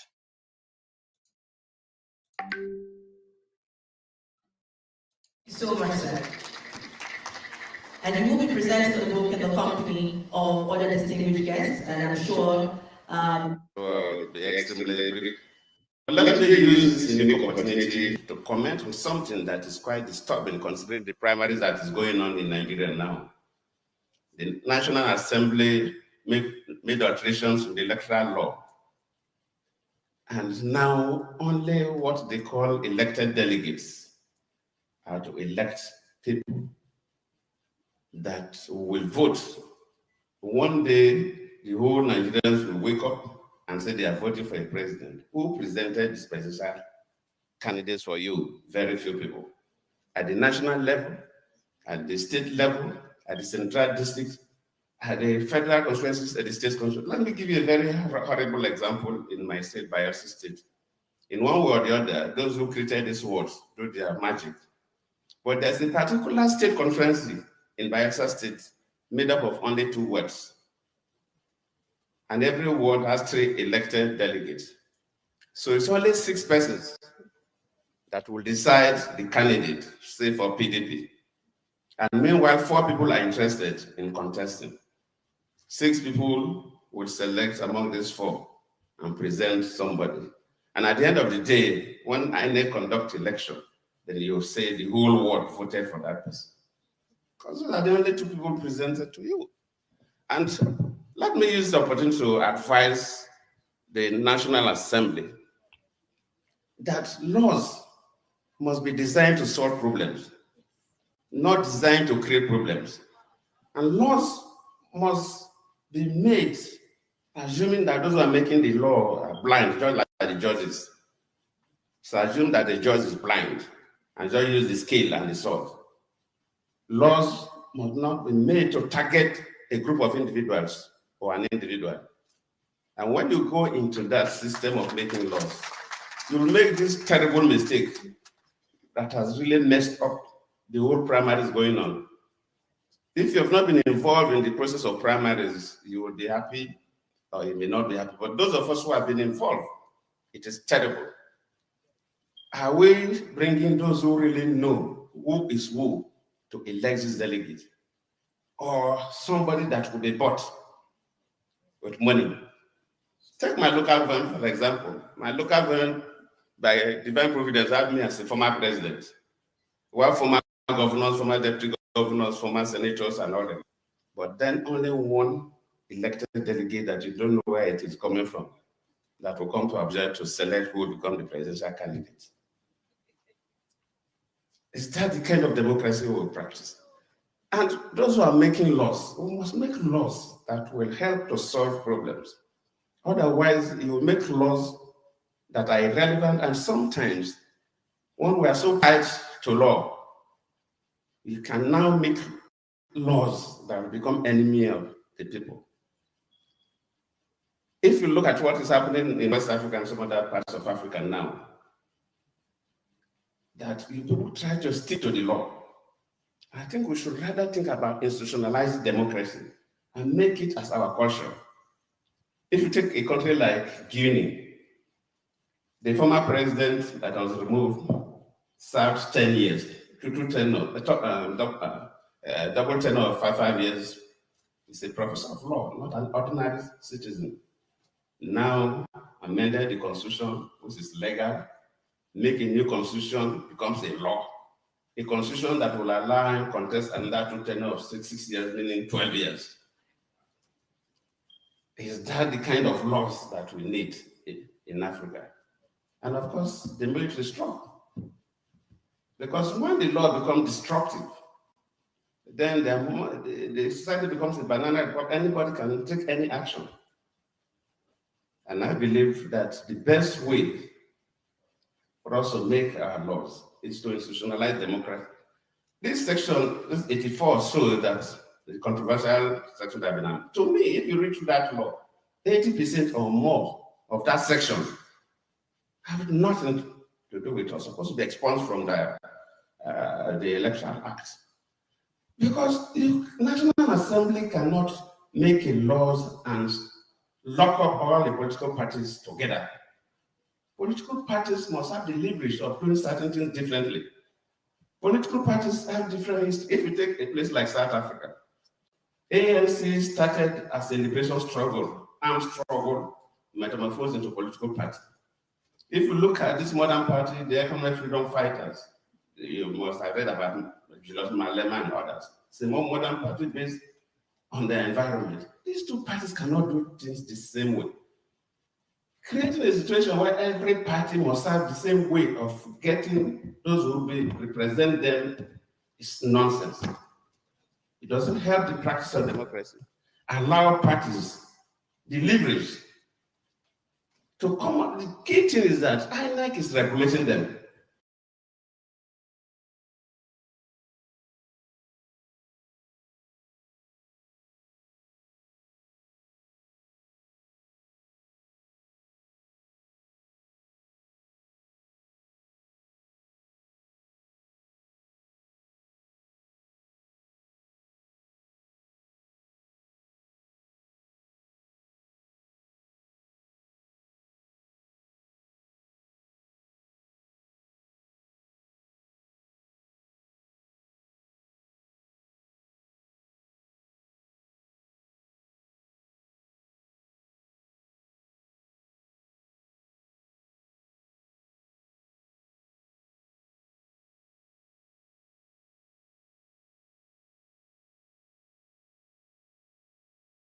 All right, sorry about that. Sorry about that. I think I muted myself. So as I was saying, only us understand this Nigeria. These people, that's what they do. They complain and complain and complain. Yet they want things to go ahead. So we are not going to be wasting our time, talking about a failed state. About the failed state, you just listened to a former, president of Nigeria complaining about what Fulani has done.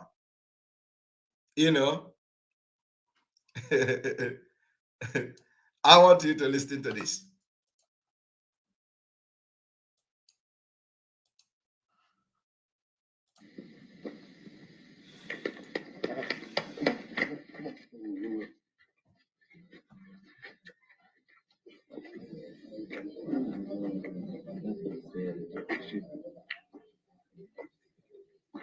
We have tried to live in Nigeria designed by Great Britain and handed to us.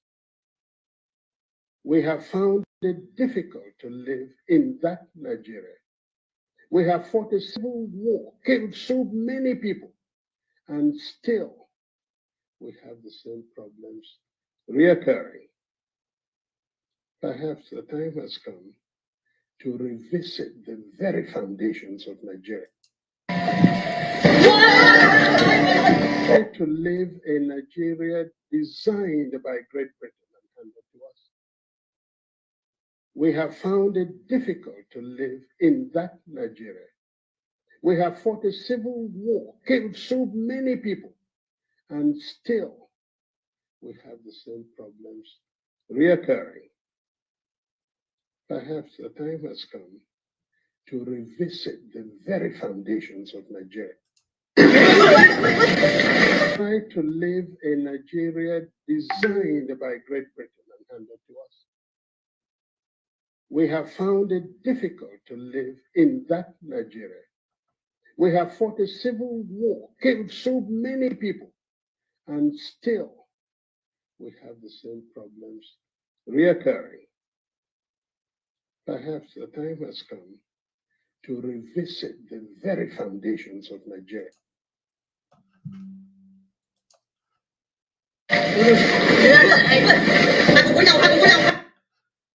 All right, and of course, that was the voice of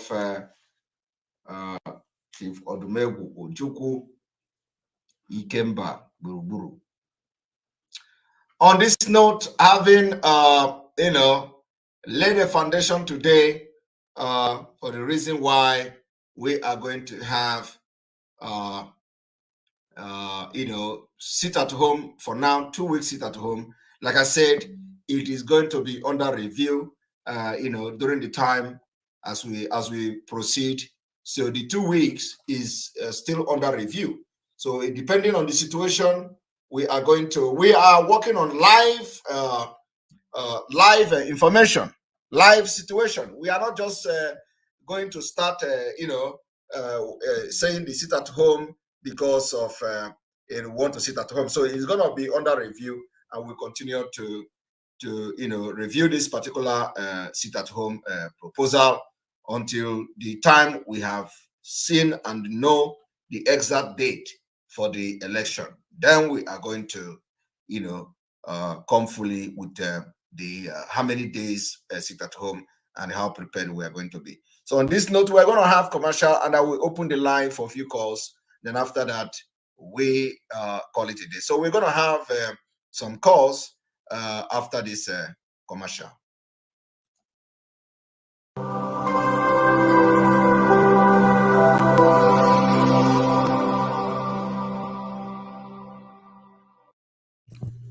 IPOB, one family. Biafrans all over the world. If we want safety and security for our people, then let's continue to support Eastern Security Network. All donations are welcome. No contribution is too small or too large. Do your part, knowing that freedom is in our hands, and together we must all rise to the occasion. Go to our website to make your contribution, www.ipobinUSA.org/donate. And remember that freedom is not free, but together we restore it. Farm by farm, forest by forest, house by house, and street by street.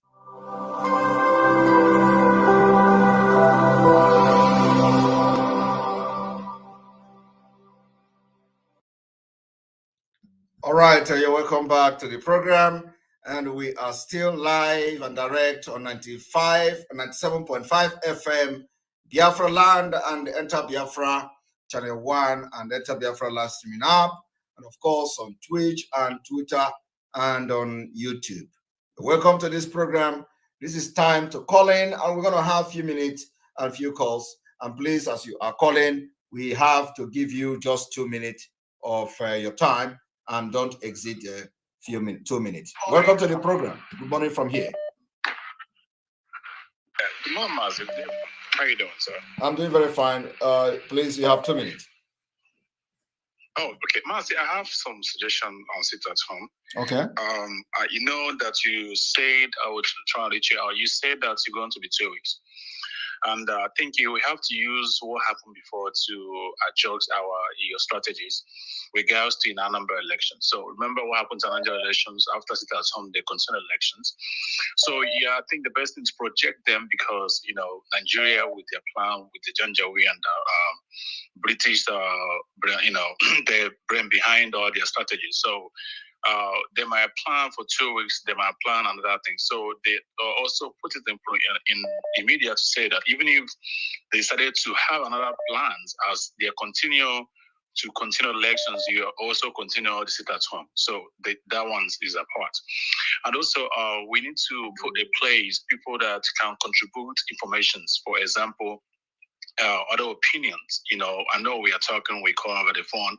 You need to open a line, someone that can monitor a line. If you have any strategies to advise, to give, the person can call or write it across, send a message, to create that room. I think that would be a better thing to do. Secondly, concern to P2B and what you emphasized today.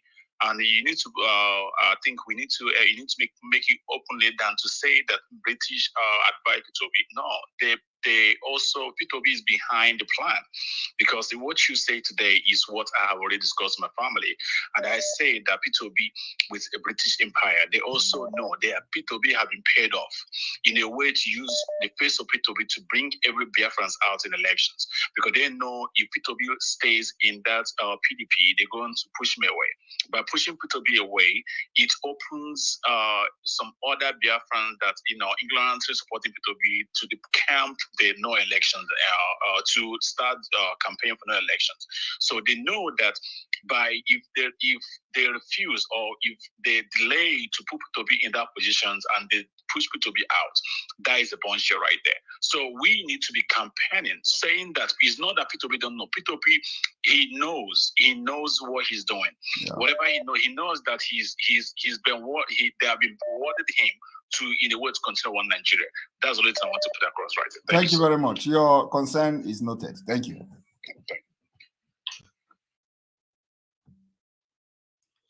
All right.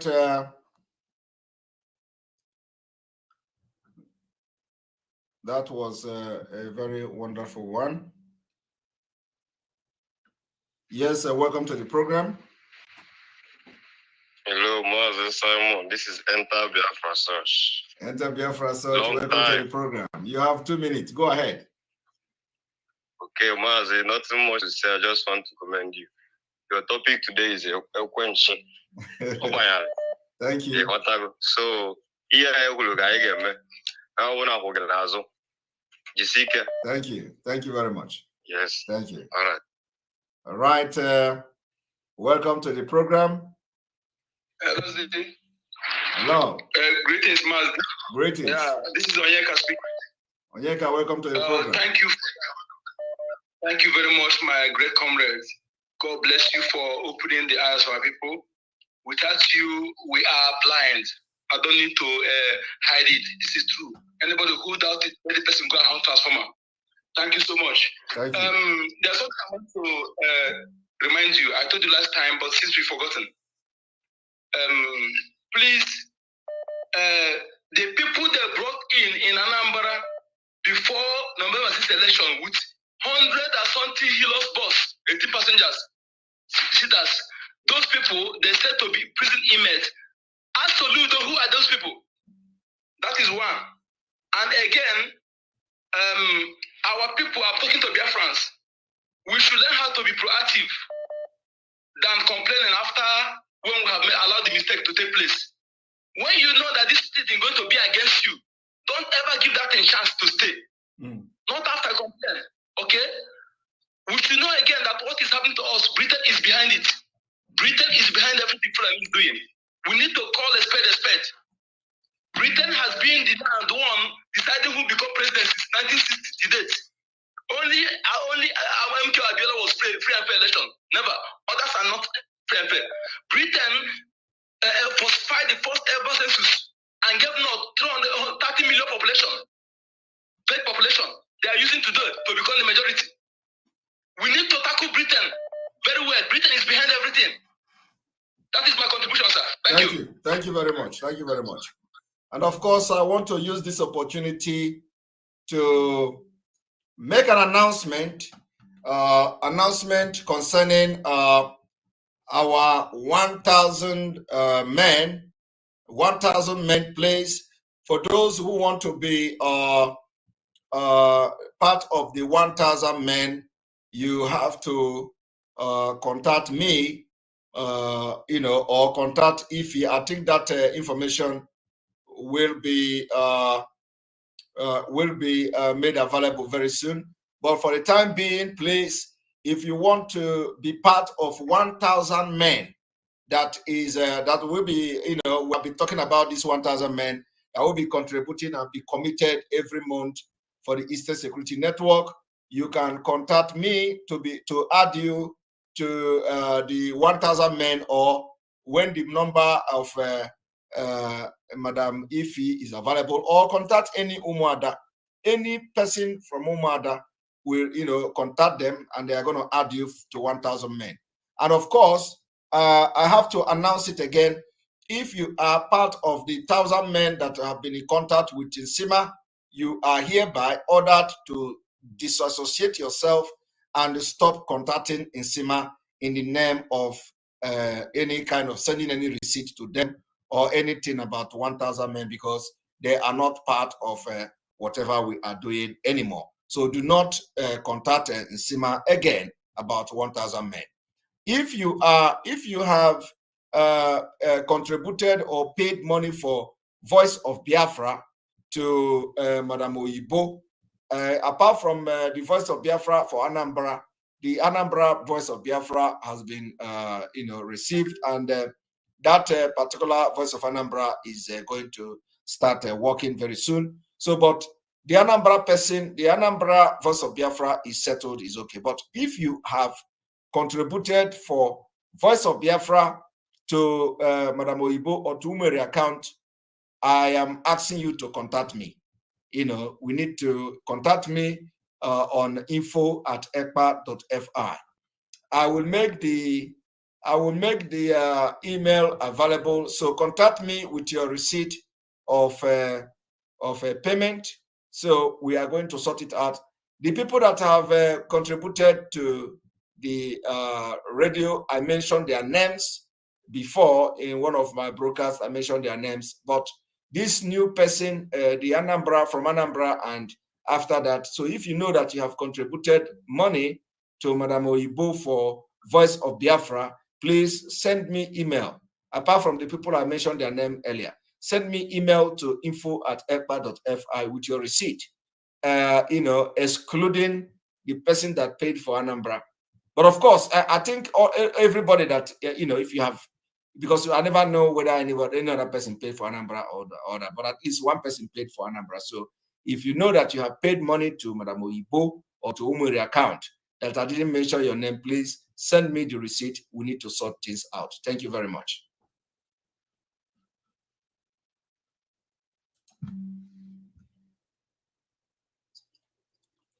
Welcome to the program. Yeah, good day, sir. Yes, good day from here. Yeah, okay. I'm calling from Oka, Anambra State. I want to use this medium to congratulate you in everything you are doing to liberate us and to support our struggle, the freedom of Biafra. Thank you once more.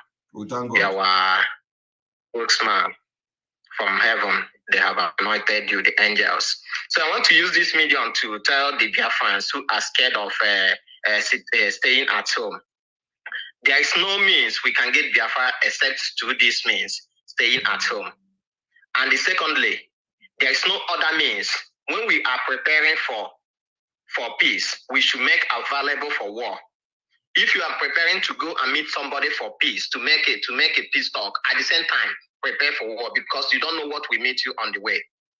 We in Biafra today, we need more equipment. We are not just talking. I want all Biafran to know this. Today, Israel is lived by Iron Dome. Without Iron Dome, all the enemies that run Israel will destroy Israel. But Iron Dome, Israel found Iron Dome to save themselves. They are not praying. No, they are lived by weapon today. Weapons secure Israel. So let Biafrans stop scared of gun, this, that. All of us are going to die. From now till 2100, almost 88 billion people in this world is going to be under grave. So where is the heaven? Where is the hell? The Nigerian government has made Biafraland a hell for us, and we have to fight to turn it to heaven. Today, see what is happening to Ukraine. Ukraine is being under hell, under siege. You understand? Because of what? This is their hell time. And we have been living under hell for good 50 years or more than 50 years. So we to celebrate ourselves. We need more guns. We need guns. We need bullets.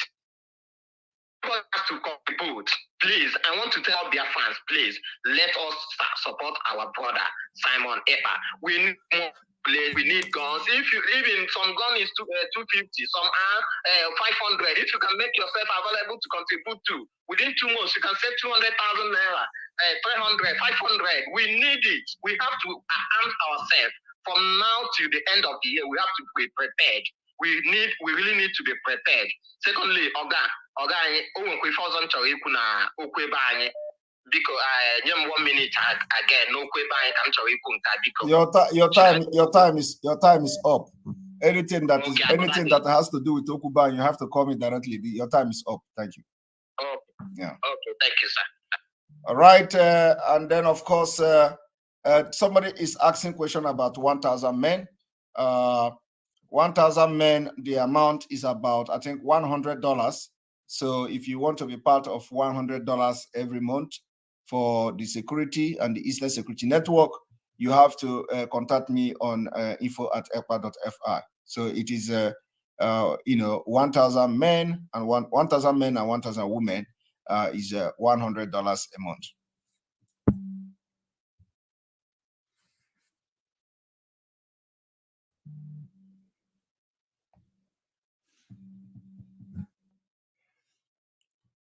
Welcome to the broadcast.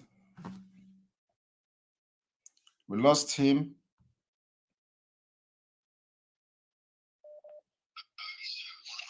Yes, welcome to the broadcast. Hello, good evening, sir. Yes, good evening. You have two minutes, please. Yeah, because I can't make anything in the answer anymore. Hello. Yes, here at Igbo is so sensitive. Because of this,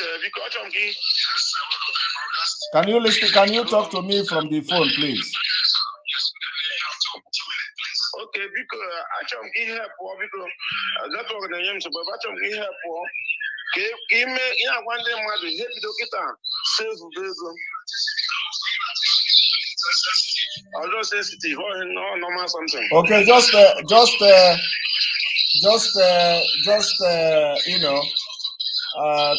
to the phone directly. Don't talk to the gadget.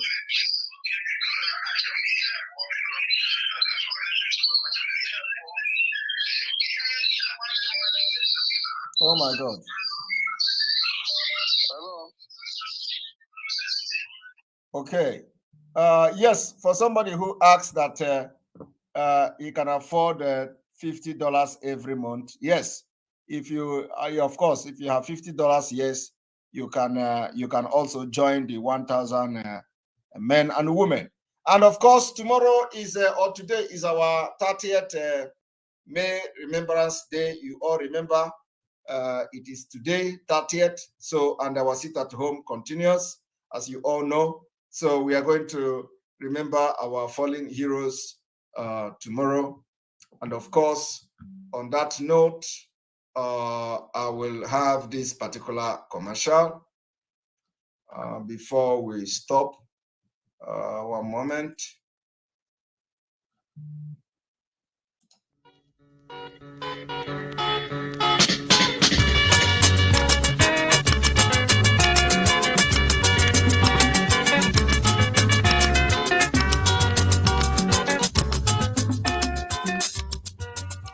Igbo Igbo ekele m unu. Biko anyị na-achị ka onye ọbụla gee ntị maka ụkwa dị oke mkpa nke ndị World Igbo Congress na-ewetara anyị. Oge ruokwa mgbe anyị na-eme emume ncheta ndị niile nwụrụ n'ala Igbo, ndị niile nwụrụ n'ala anyị n'oge agha.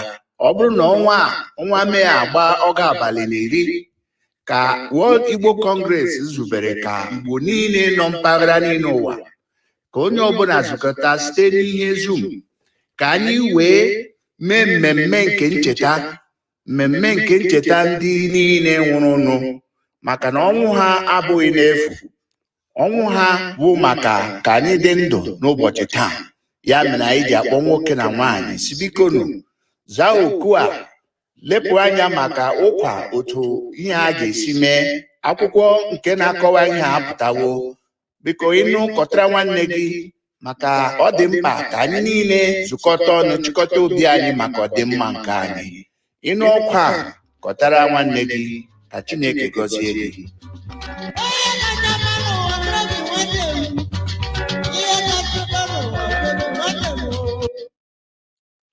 All right, please do not call direct line. Call on WhatsApp, please. This number is not for you to call direct line. You have to call on WhatsApp. And like I said, those who want to be part of the 1,000 men for $50, yes, it is possible.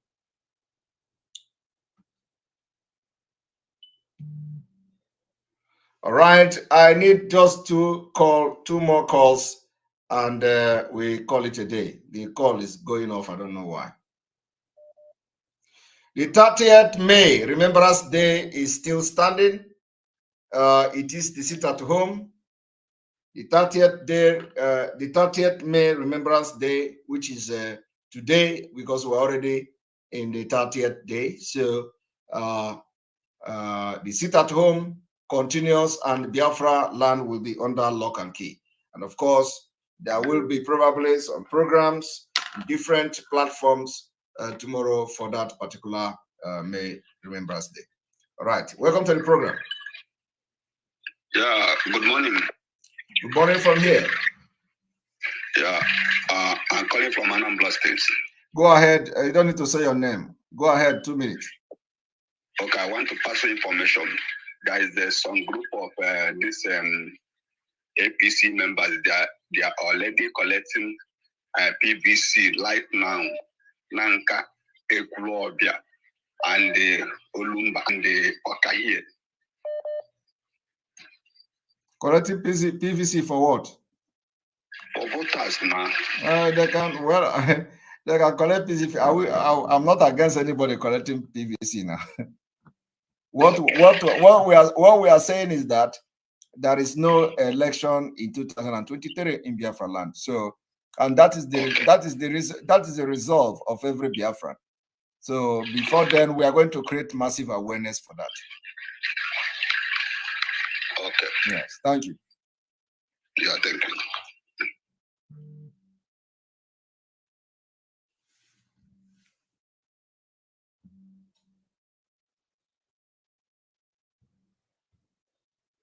All right, one more call and then we call it a day.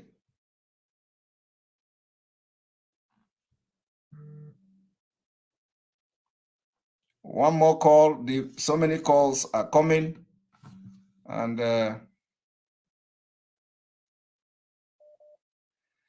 welcome to the program. Hello. Hello. Yes, welcome to the program. Yeah, I'm talking with Mazi Simon, right? Yes. I'm so happy to hear. I'm so happy to talk with you today. You're welcome. So Mazi Simon, as Nigeria, we can destroy Biafra. Where come on, according to I would have told you about a broadcast to Biafra, Nigeria. Galaya Kurumo, Muhammad.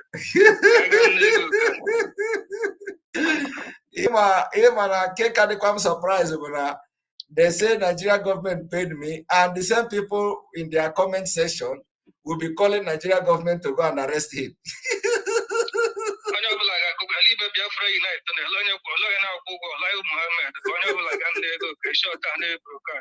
Oh my God. So, madam, we can come out of where they destroy audio, my brother. I want to thank you so much.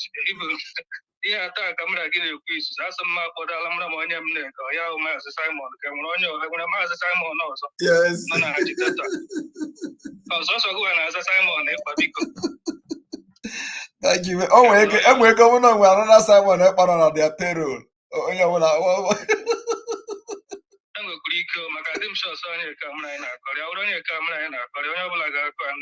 yes. From Nigeria government. Yes, the thing there with my brother. Thank you so much. The attack is too much. Even our leader, them shots all like this within 1 year.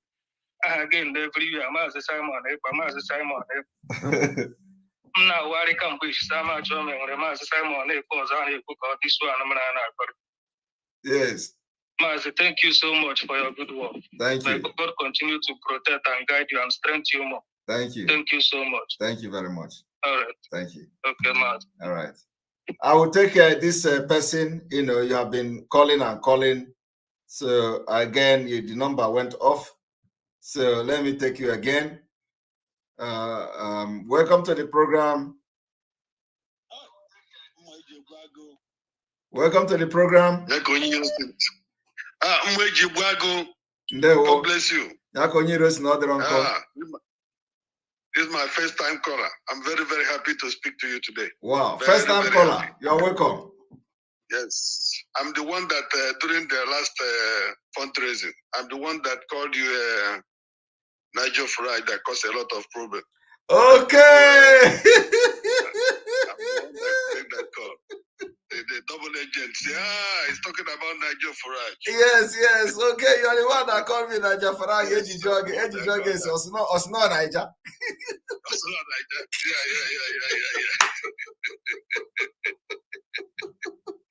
Chai. Hello, my brother. I'm telling you, my brother. I'm telling you. I didn't even understand what she was meant. Okay. Once you explained it, I said, okay. I didn't know why she was coming. This is why I said, okay, that's the reason. I didn't understand it. Oh my God.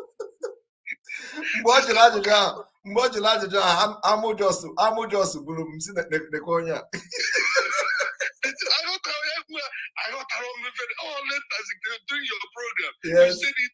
I said, okay, this is why she made that statement. We didn't understand.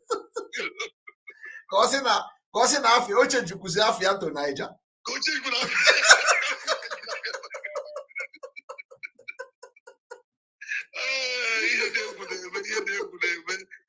I was looking and I tried by his way. Yes.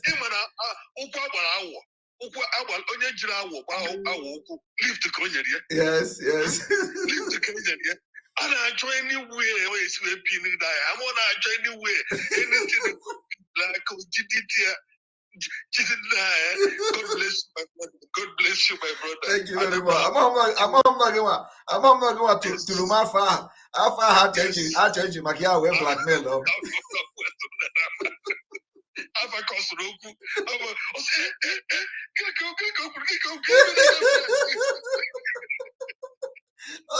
Osna Niger. Osna Niger. How can a freedom fighter Jesus Christ cannot know Nigel Farage? The name, even Brexit was everywhere. Yes. I couldn't believe it. Yes. Even me. No, and the freedom fighter, she's on the top of the freedom fighting. Yes. Amara Nigel Farage. I couldn't believe it. People in America, Nigel Farage was in America. Yes. Campaigning with Trump.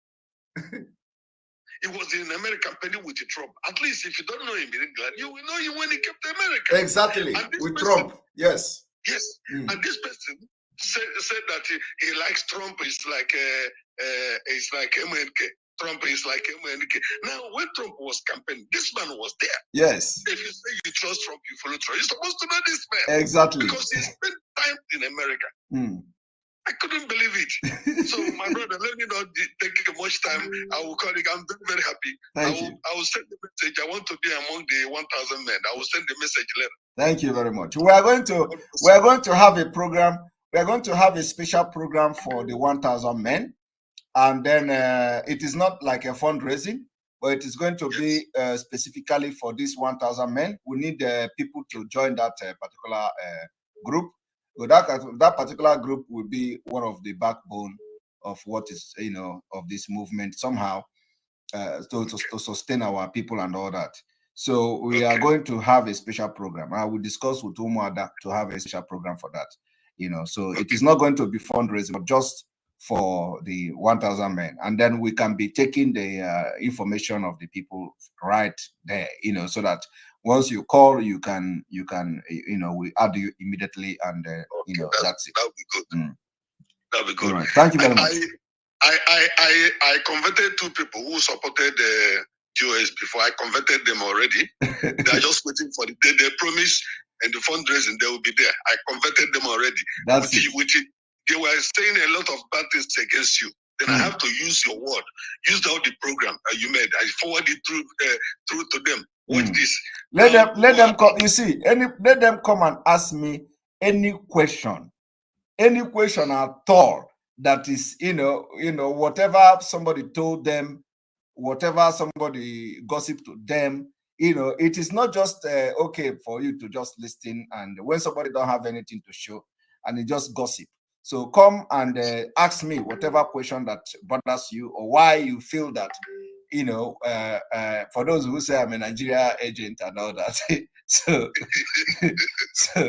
it will be good for somebody to come and tell me why he believe or she believe that I'm a Nigeria agent, because I am not a Nigeria agent.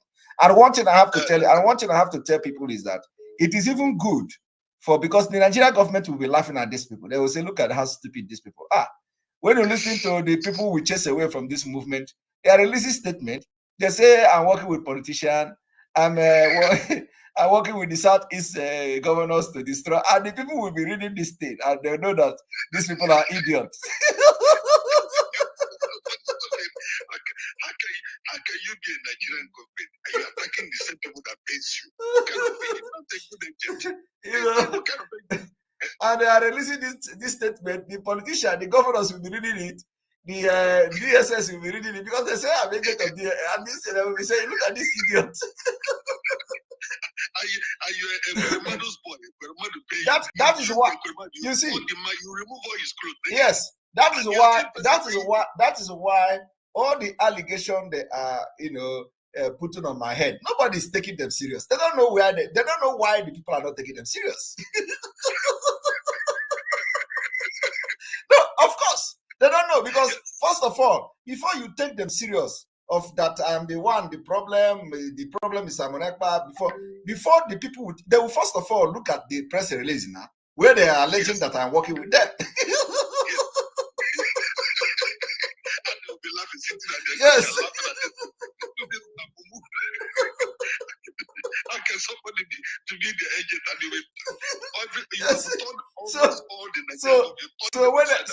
when they first of all see that they have alleged that he's working with the Nigerian government to destroy IPOB, he's working, and then the people will first of all say, these people that are talking like this, they are all the we don't believe this kind of thing. That is why nobody is paying attention to them. They can call my name from down to heaven, fall. Nobody will listen because they have already presented their story to be lies. But when I look at them, I laugh. I just mind my business. What do you consign me? Thank you very much. God bless you, my brother. God bless you. Bless you too. Bless you too. All right, I have 8 minutes. 8 minutes to go. 8 minutes to go. All right, welcome to the program. Yeah, good evening, my brother. Yes, good evening. Welcome to the program. Yeah. Sometimes I laugh when they accuse you of working with Nigerian government, because that same thing they said about Nnamdi Kanu. Yes. Even this guy, that what they called false prophet or what. Sometimes our leader will just make abuse of you, say that somebody will put on a bedsheet and be talking rubbish. Have you watched that? Our leader always saying it. Somebody will just put on one sheet on his head and be talking rubbish. Now he's not staying as if he's the one caring about our leader.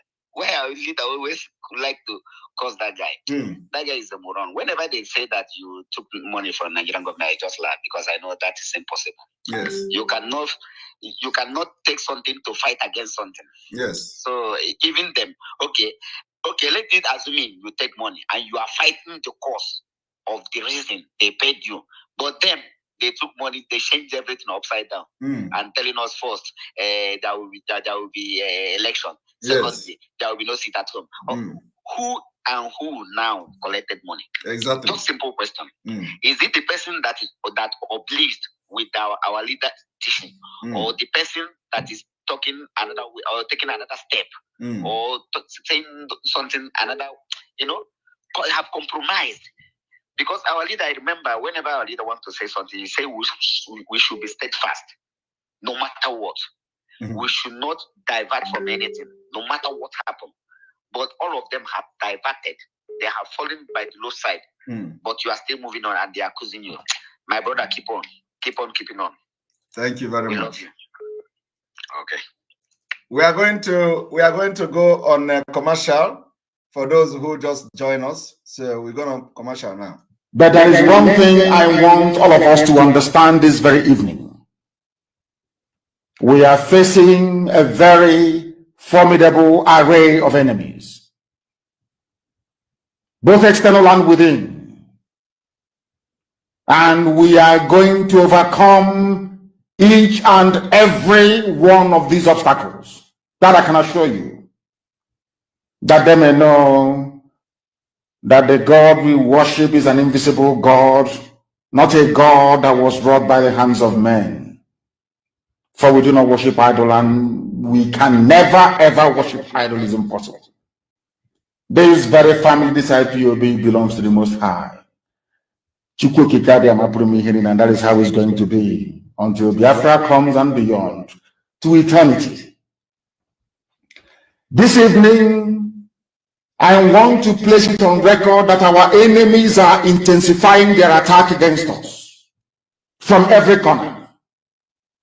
I am not saying this as lamentation or complaint. I am only trying to prepare our people for what is to come. You are being prepared for what is to come. The time has come to separate the chaff from the wheat itself. Our march is very, very near. The enemies are trembling, they are quaking, they are doing all they can to try to stop us.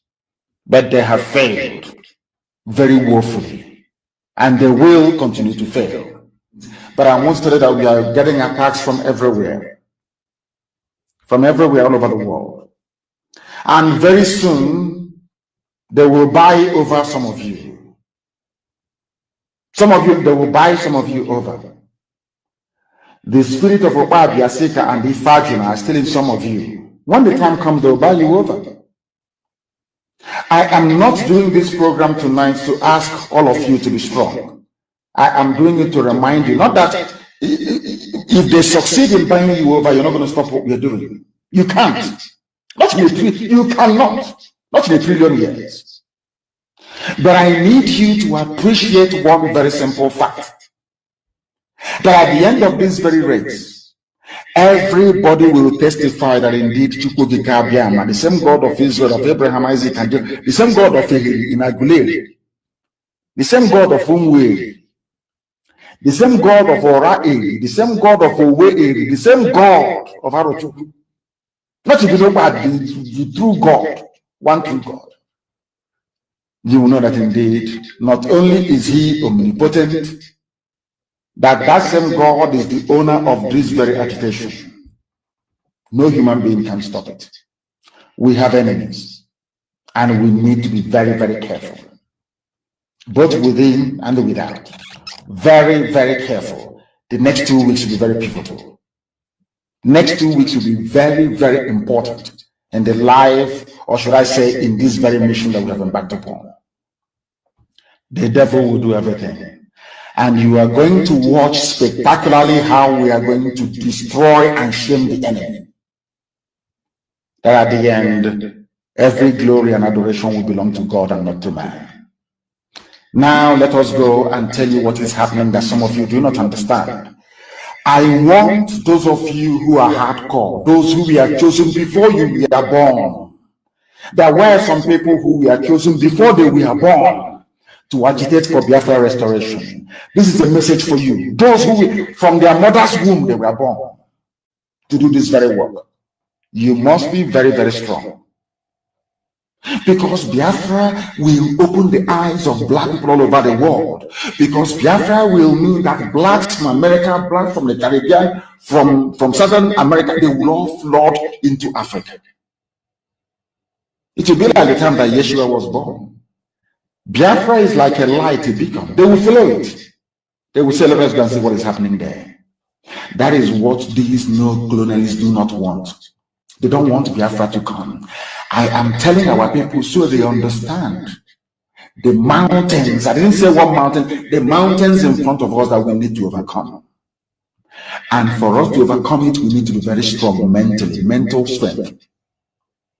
Just like when you're doing anything in life, and it appears as if you are being buffeted from everywhere. That is the time that you no longer rely on willpower or your muscles. You go to your brain to endure and to persevere and to keep going until you overcome. That is the stage we are in right now. To make sure that our brain is in gear to confront everything the Janjaweed has to throw at us. We don't have money. Their budget is over $20 billion to fight us. They can bribe Facebook, they can buy them off. They can do anything they like. They can come to some of you and bribe you off. They can promise you what you've never had before. They can give you maybe a house in Dubai.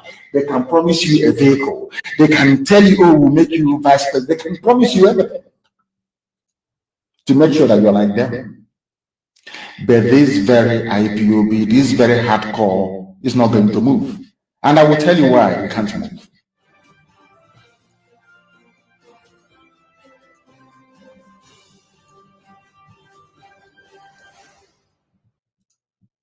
And for those of you who do not understand, that was our leader's last broadcast before he was kidnapped.